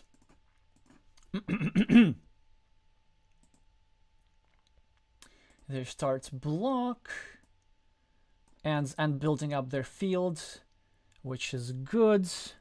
What are you gonna do? Probably start blocking that square. Yeah, I love that. They have to finish their city. They don't drop a second farmer that just yet. And now I think what you're doing is a mistake. So here's what I would do. I would consider probably this, because it's on their farm. It's super annoying. Yeah, this is a really good move. It restricts their farm so much. It makes their city harder to complete. It creates a pre-block. There's still 7 curves. Because, like, look at that. Curve goes here. This gets blocked. Field meeple blocked. This city meeple blocked. Monastery freed up. And then you, like, drop a 9-peel farmer over here. So you could do so much pain. Okay, option 2. If you want to do, like, not much pain, but just a little bit of pain. Just continue the city and, like, create a vulnerable square. And then if they get a city cap they can't place here, they're forced to defend. Then maybe just block this. Yeah, that's also an option. Then what you did was this. And meepling the farm. Here are several reasons why I don't think it's the best move. First of all, this farm is worth meepling at some point. But you can still have time to do that because this farm is not big enough for your opponent to build with 2 meeples. So he won't be dropping a second meeple. And if he will, great. Well, he's going to have 12 points and you can, like, play an imbalance against a farm which is not going to be 30 points. It's just, like, not that kind of position. Well, unless he draws a road monastery. But no, but still, if he draws a road monastery, it goes here. It doesn't go here anymore. So, like, a road monastery would expand the field, but it's not going to work anymore. Because there's not going to be a 30-point field because there's room to play over here. The positive thing that you do with this move is that you, like, make it slightly harder to block your city because you're blocking this square. Well, yeah, the one that I, like, put over here. So you're restricting this thing. And so let's say if you put a triangle of the road here, then you will have a free city cap to finish this. But my main problem is that this move loses tempo. You want to drop a farmer there when you get a curve or something that fits in this square. This is your farming square. it's the same outcome, 6-point farm, but 1 more point for your monastery. Like, you will need to fill the square anyway. So yeah, that's kind of what you want to do. Otherwise, you spend 2 moves on what can be accomplished with 1 move. And also, yeah, but I think the main reason is that, like, harassing the city is priority. So you probably going to harass the other city, like here, which you should. Okay, good. They just get the immediate defense. But it's very good that you attacked this, because this means that they have to defend. They cannot attack your city, they cannot finish your stuff. Like, by attacking their meeples, you're actually creating threats, which is really, really nice.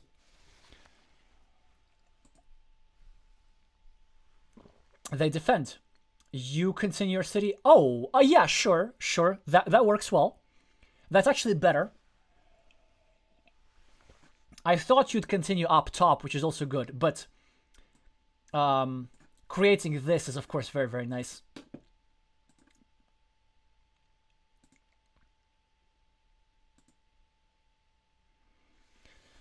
They get meeple back. And you get to start your road, which is very nice for you.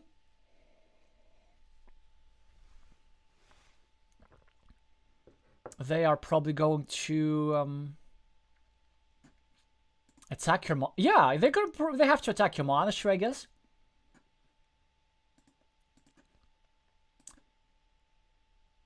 Or your city, yeah, that's also makes sense. Fantastic move from you. Looks like you're having an advantage. If you're gonna finish that city, that's gonna be everything. Now they finish this, and they probably have to drop a farmer. Yeah, that's also a bit of a problem, because they have this tempo move, right? And so, what's the point on dropping the farmer here if they're going to? If you know they're gonna immediately reattack, you really, really gotta prevent that kind of stuff. But anyway. That's just one thing. What are we gonna do?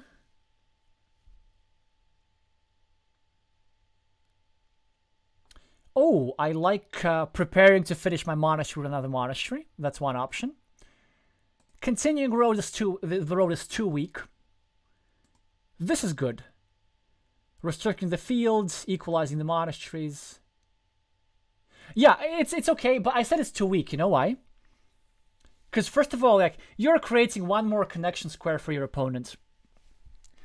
Also, it's slightly more important than you think, because let's say if you get a triple city with a road, and you finish this road like this, then your opponent is forced to connect over here, which means that they can no longer block your monastery, because if they block your monastery, they also block their own connection.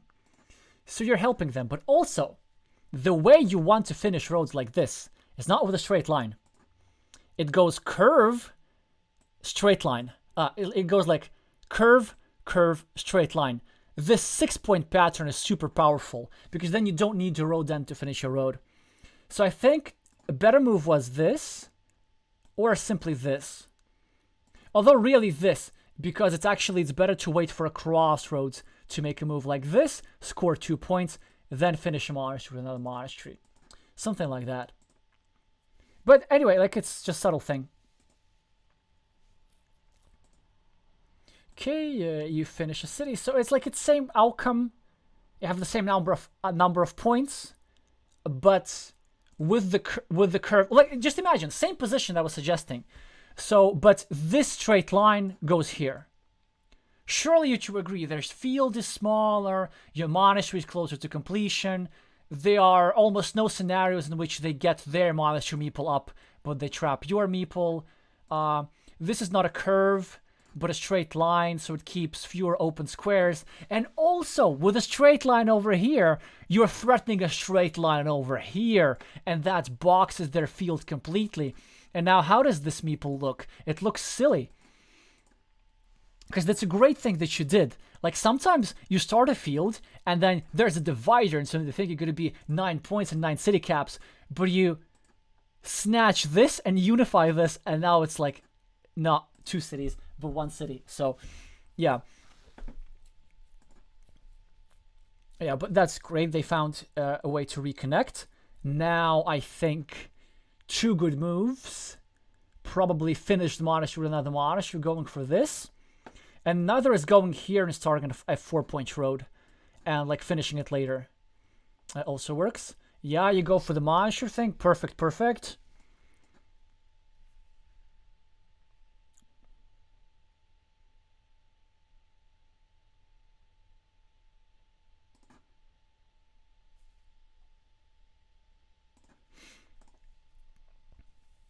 They pre-complete the monastery and expand their field, which is very nice. Now what do you do here?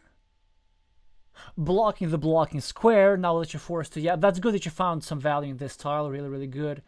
Then they are pre-building the road for themselves, because what they're gonna do, they're going to complete the monastery and meeple the road at the same time, and also expanding their field.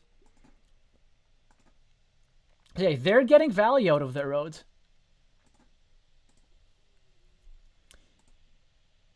Yeah, 4 points. That's great.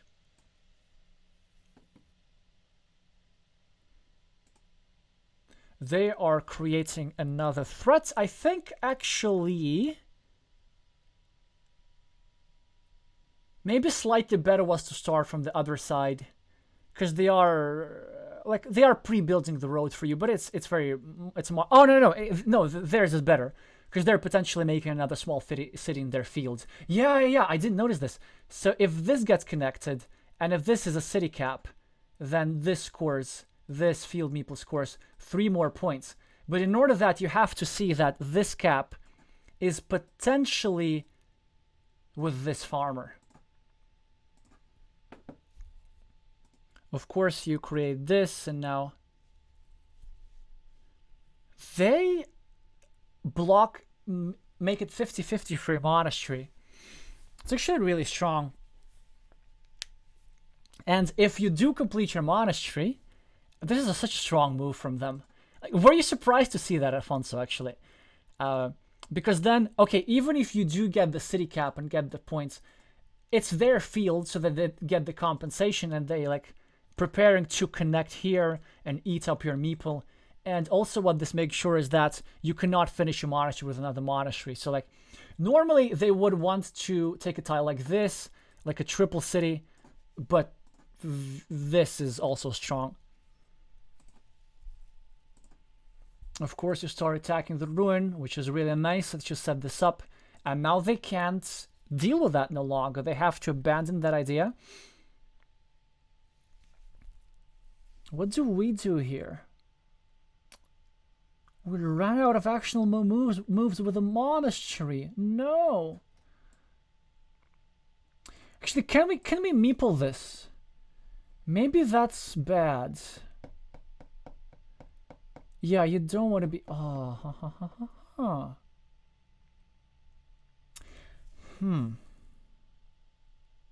I'm just gonna look what you did, but maybe you can even meeple this. And with the idea being that you can actually block this monastery and keep their 9-point field for 2 meeples, and hope to never connect these 2 fields. Oh, so you did that. And but it's blockable. Even though it's okay, it's okay. You have to kind of do this. Give him a green square, but also prepared to finish. But you see, now you're just forced to do awkward stuff like this. The move is fine for sure. I think meepling was also an option, but yours is probably better in this situation. But you see, now they would not have done this. Actually, no, I like the meepling that monastery, because you're preventing them from eating up your field meeple. Or, okay, if they're going to do this, then you're just going to take your monastery meeple back. And even though this is your last meeple, you can, like, hope to get this guy back. It's a bit iffy, but, I mean, what you going to do? That's all good. Getting value. Yeah, and here I think the move is to either simply put the triangle like this. Well, because like if the square is vulnerable, you can't make the city less vulnerable.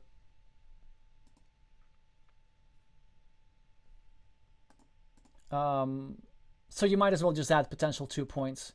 An alternative is this, to cover up your meeple from attack in the event that you do draw the remaining triple city tile that fits in this hole. But you make this, which I think is a mistake, because you're adding 1 point, but you're not securing your road. I mean, you're also creating a 3-point road, which they could take. Although there is another 3-point road here, so I guess that's fine. Yeah, maybe that's okay, actually.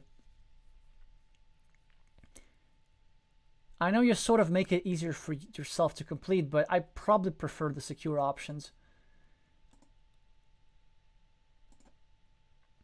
Yeah, look at that, them just pre-building and pre-building that road. And also, these are actually very powerful moves. So they fought all the way through to get the right to drop another city cap in the field. Like these moves, just expanding space, also pre-building the road. And you can't do anything about this, right? Because like if you draw a curve, you're not gonna meeple this road. You need the curve here. So we'll just have to wait and see what happens. But we just keep scoring points. That's nice. They do get that road. Fantastic for them. Even though it's only 2 tiles to complete, it's lots of points. It's totally worth it. Now, fantastic, we get to finish our monastery with another monastery. There's only one slight problem with this, is that it creates a stronger, I mean, of course we have to do this, but it creates a stronger flip. Here's what I mean. This tile over here, it's a crucial tile. Because now, not only do you need it to score the 6 points here, yeah, 2, 2, 1, 1, just a second, but also you need the tile. You need for your opponent not to get the tile. Because now the opponent is threatening to draw it and score 6 points for this road over here. That's kind of a negative consequence of this road monastery, but we still have to, we still have to, right? Now what do they do? Look at that. They're breaking your city. Which I guess means that they think that they're far enough ahead, which they aren't. Well, I'm not going to bother. It's very hard to evaluate this position, actually. Because they do have the fields, but you do have the monastery, so it's relatively even. But they want to make sure that you don't have that 50% equity to just win the game outright. Because if you were to quickly get 2 triangles, then like 50% of the game would be guaranteed for you. And then you'd be fighting for the other 50%, which I guess by world champion standards is not enough. Oh, this I think is a mistake. Here's why. Yes, you are saving your meeple, but you're adding 1 point to your monastery, and you're putting in city cap in your opponent's field. You're giving them a chance to score 7 points. Now, you gotta ask yourself, is maybe getting your meeple trapped worth 7 points? Because, like, when you're gonna get your meeple back, how many points are you gonna score with the remaining meeple? Are you sure you're gonna find a spot where you had to score more than 7? Not only, it's not actually 7, it's 10. Because you're taking 1 point instead of taking 4 points over here. So yeah, you gotta defend, but I mean, with not, it just helps your opponent too much. And okay, let's say if your opponent gets a straight line and they stick in it's here, well then so be it. You're just gonna end up with a trap meeple. Just like gotta live with that. And also, I mean, if you're okay with meepling this monastery in the first place, like you should be fine. Also, here's another thing to think about this. There's a heuristic that I learned from Batal Albotov, the player with the screen name Mujacello. The way he does meeple management is he says you gotta have as many meeples as in your hand as the number of tiles remaining divided by 10. This very often works, especially in these kind of semi-closed positions, because they aren't very big features. Well, there is this potentially like 12-15 point field, but it's not going to be a battle where you can put 5 meeples in, right? Well, there's going to be this 9-point field maybe later on. So you're going to just complete this guy, and you're going to have your meeple back. So actually you have 2 meeples in hand, and you have enough to finish. So I think this was a bit much.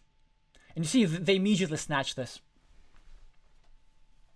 Of course, they're going to be super happy to keep their city open, to have quick tiles, to not have to finish their city too soon, because if they finish this too soon, then you're going to instantly block this. Like, ideally, they want to finish this road soon, and then finish the city later, and then probably, maybe even finish a second farmer if that's late in the game. Now, what you're going to go, you're going to, of course, start making a move which doesn't serve a... I mean, it's a very difficult tile to play, but I'm kind of not sure what it... Oh, I know! I'm not sure what it does. I guess it sort of makes it harder to connect, but, like, are you really going to block everything? You might, actually. Yeah, this is not a bad move. Let's say if you get, like, road ends, then you go here, then you go here, and then you hope that you draw the monastery. Another option, yeah, it's fine. Another option, you can go here. Actually, no, this is a good move. It takes away a straight line away from your opponent. It's really hard to find like something super productive with a straight line. They connect. Although now actually you have technically like eliminated the connection to the field with a curve, but now there's this nice, of course you can't afford this now because you don't have meeples. This is always in the air. Because you can try this field connection through the monastery, plus through this square as well. These are typically quite good. So you have a 50% which is unblockable, and then like some more percent which are blockable. These are usually quite good. But now you're very nicely preparing to block your opponents. And they now will they farm? No, yeah, because it's too early. So you could equalize that farm over here. You get your meeple back. Which is fine. But here's the thing, like this is a move that you could have played now anyway, and then your opponent would be forced to, I know, try to take care of the monastery later. But it's fine, it's fine. You have 2 meeples back, which is great. Still enough to win. So if anything, if I were green, I think the best move here by green is to do this to block the field. Because then I can't see a field connection. Well, there's one like very, very far-fetched with the crossroads, or maybe through the outside with the monastery. But it eliminates this idea over here.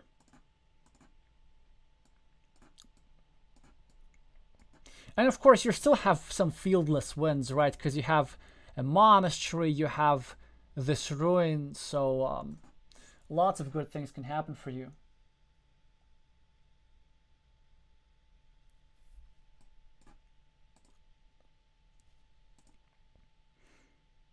This is I can see it like it's a move that does things. It sort of it creates a square to block the blocking square for the blocking square for the blocking square. Like eventually it sort of by I don't know maybe 2% protect this thing. It also makes it slightly harder for you to connect to the field. But of course you're gonna do this anyway, right? And does this move come with a farmer maybe? Yeah, sure, why not? I think you can farm here. Just trying... Yeah, it's risky, but it's an option. But maybe you don't have to do it to win. That's okay. Okay, now they have to take the points. Like, they have to take the 3 points.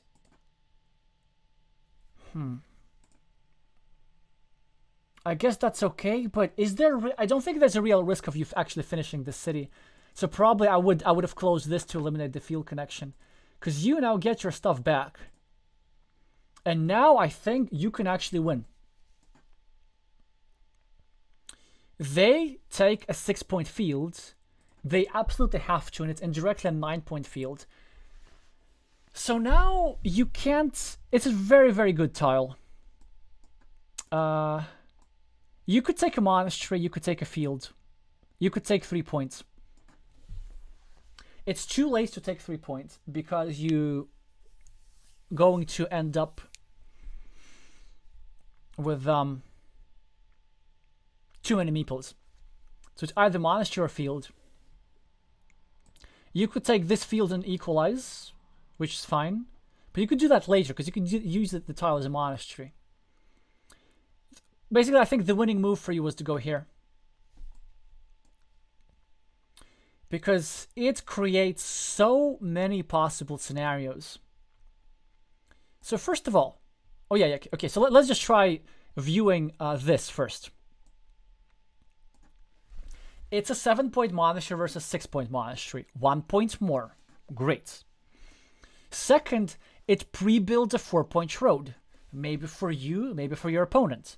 If you get the curve, you get 5 points.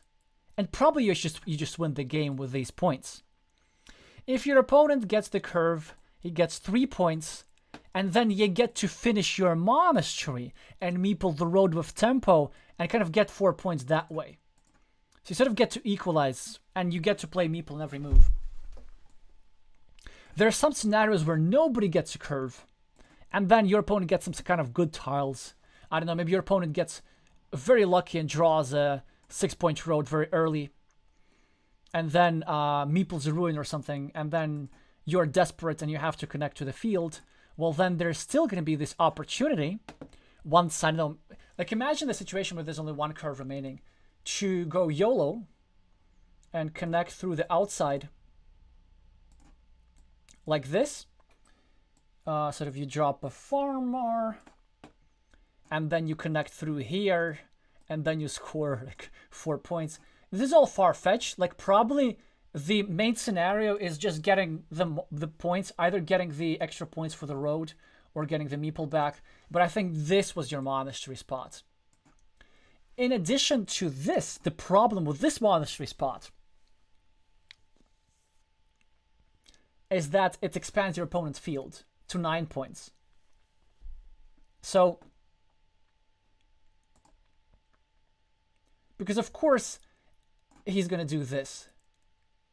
And also here's another thing, like because your opponent doesn't have meeples, you really don't want to give him actionable moves. Because like now with a curve he scored 3 points with 1 move. It's almost like taking 3 points with quick points.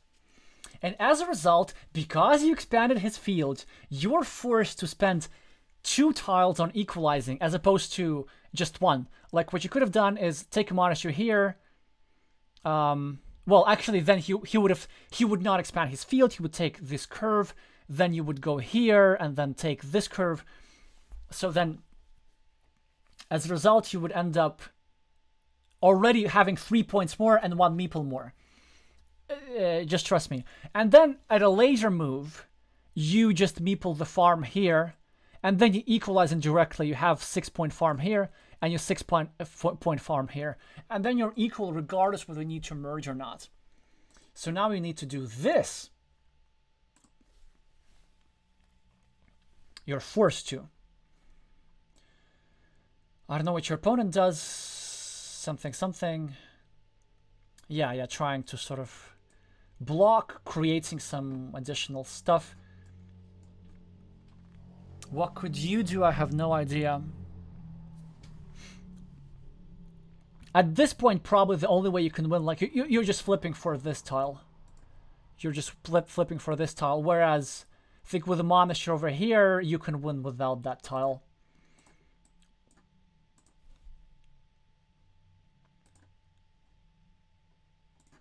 Then I think you could just build up your city. Yeah, that's perfectly fine. Well, then they got quite fortunate that not only did they get the last tile, they got that on their penultimate move so that they can play their meeple again. Even though it's probably not... Yeah, and that's actually what did that. I mean, it wasn't the full decisive. I think at this point, maybe they were winning without that tile, maybe not. Maybe they were. Yeah, so you have to take that 7 point ruin. Oh, and you ended up even not connecting. Yeah. But then either they take the 6 point ruin. So you see, it's 7 points for you either way. Either you take here, or you take here. So yeah, as a result, you kind of created a field for you to fight, and ended up losing the field. So that's the problem. And then they ended up just having a 3 point city.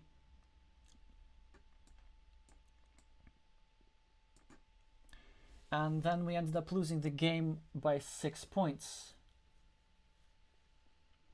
Yeah, there were 6 points. There were 6 points indeed.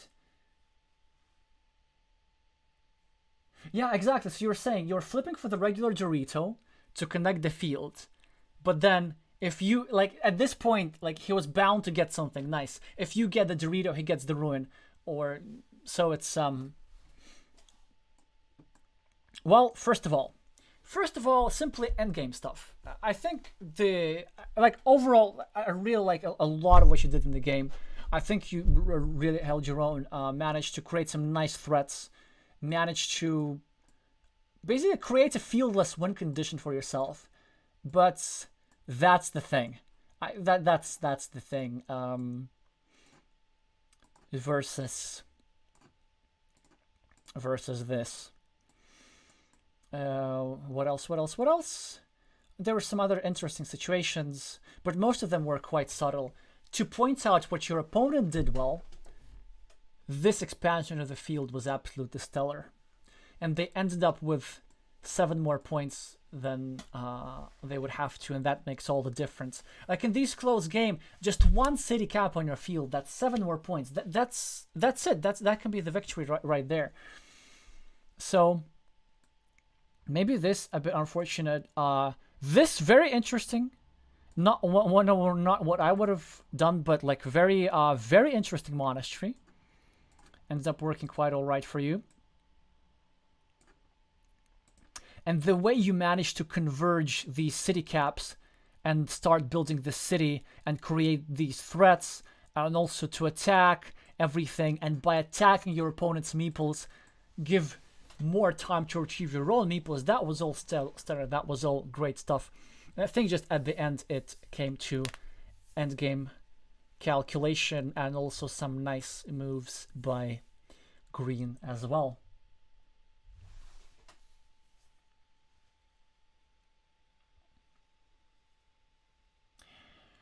Whew, that was 2.5 hours for 3 games. But I mean, these were longer. These were actually quite really dense, especially the last 2 ones. So I'm glad we also got like a fun one in for the first ones. Yeah, do send me some more suggestions for if you like to have your game analyzed. The next stream for game analysis is going to be in 4 weeks. The next stream in general is going to be in 2 weeks when we're going to do Carcassonne games with subscribers, and the next video is as soon as I can edit it, but that's going to be a game analysis from a classic game, so I sure hope you're going to enjoy that. Don't forget to meeple the like button. That would certainly help. And in case you haven't subscribed, let's get to that. Let's see if we're at 400. That would be certainly very nice.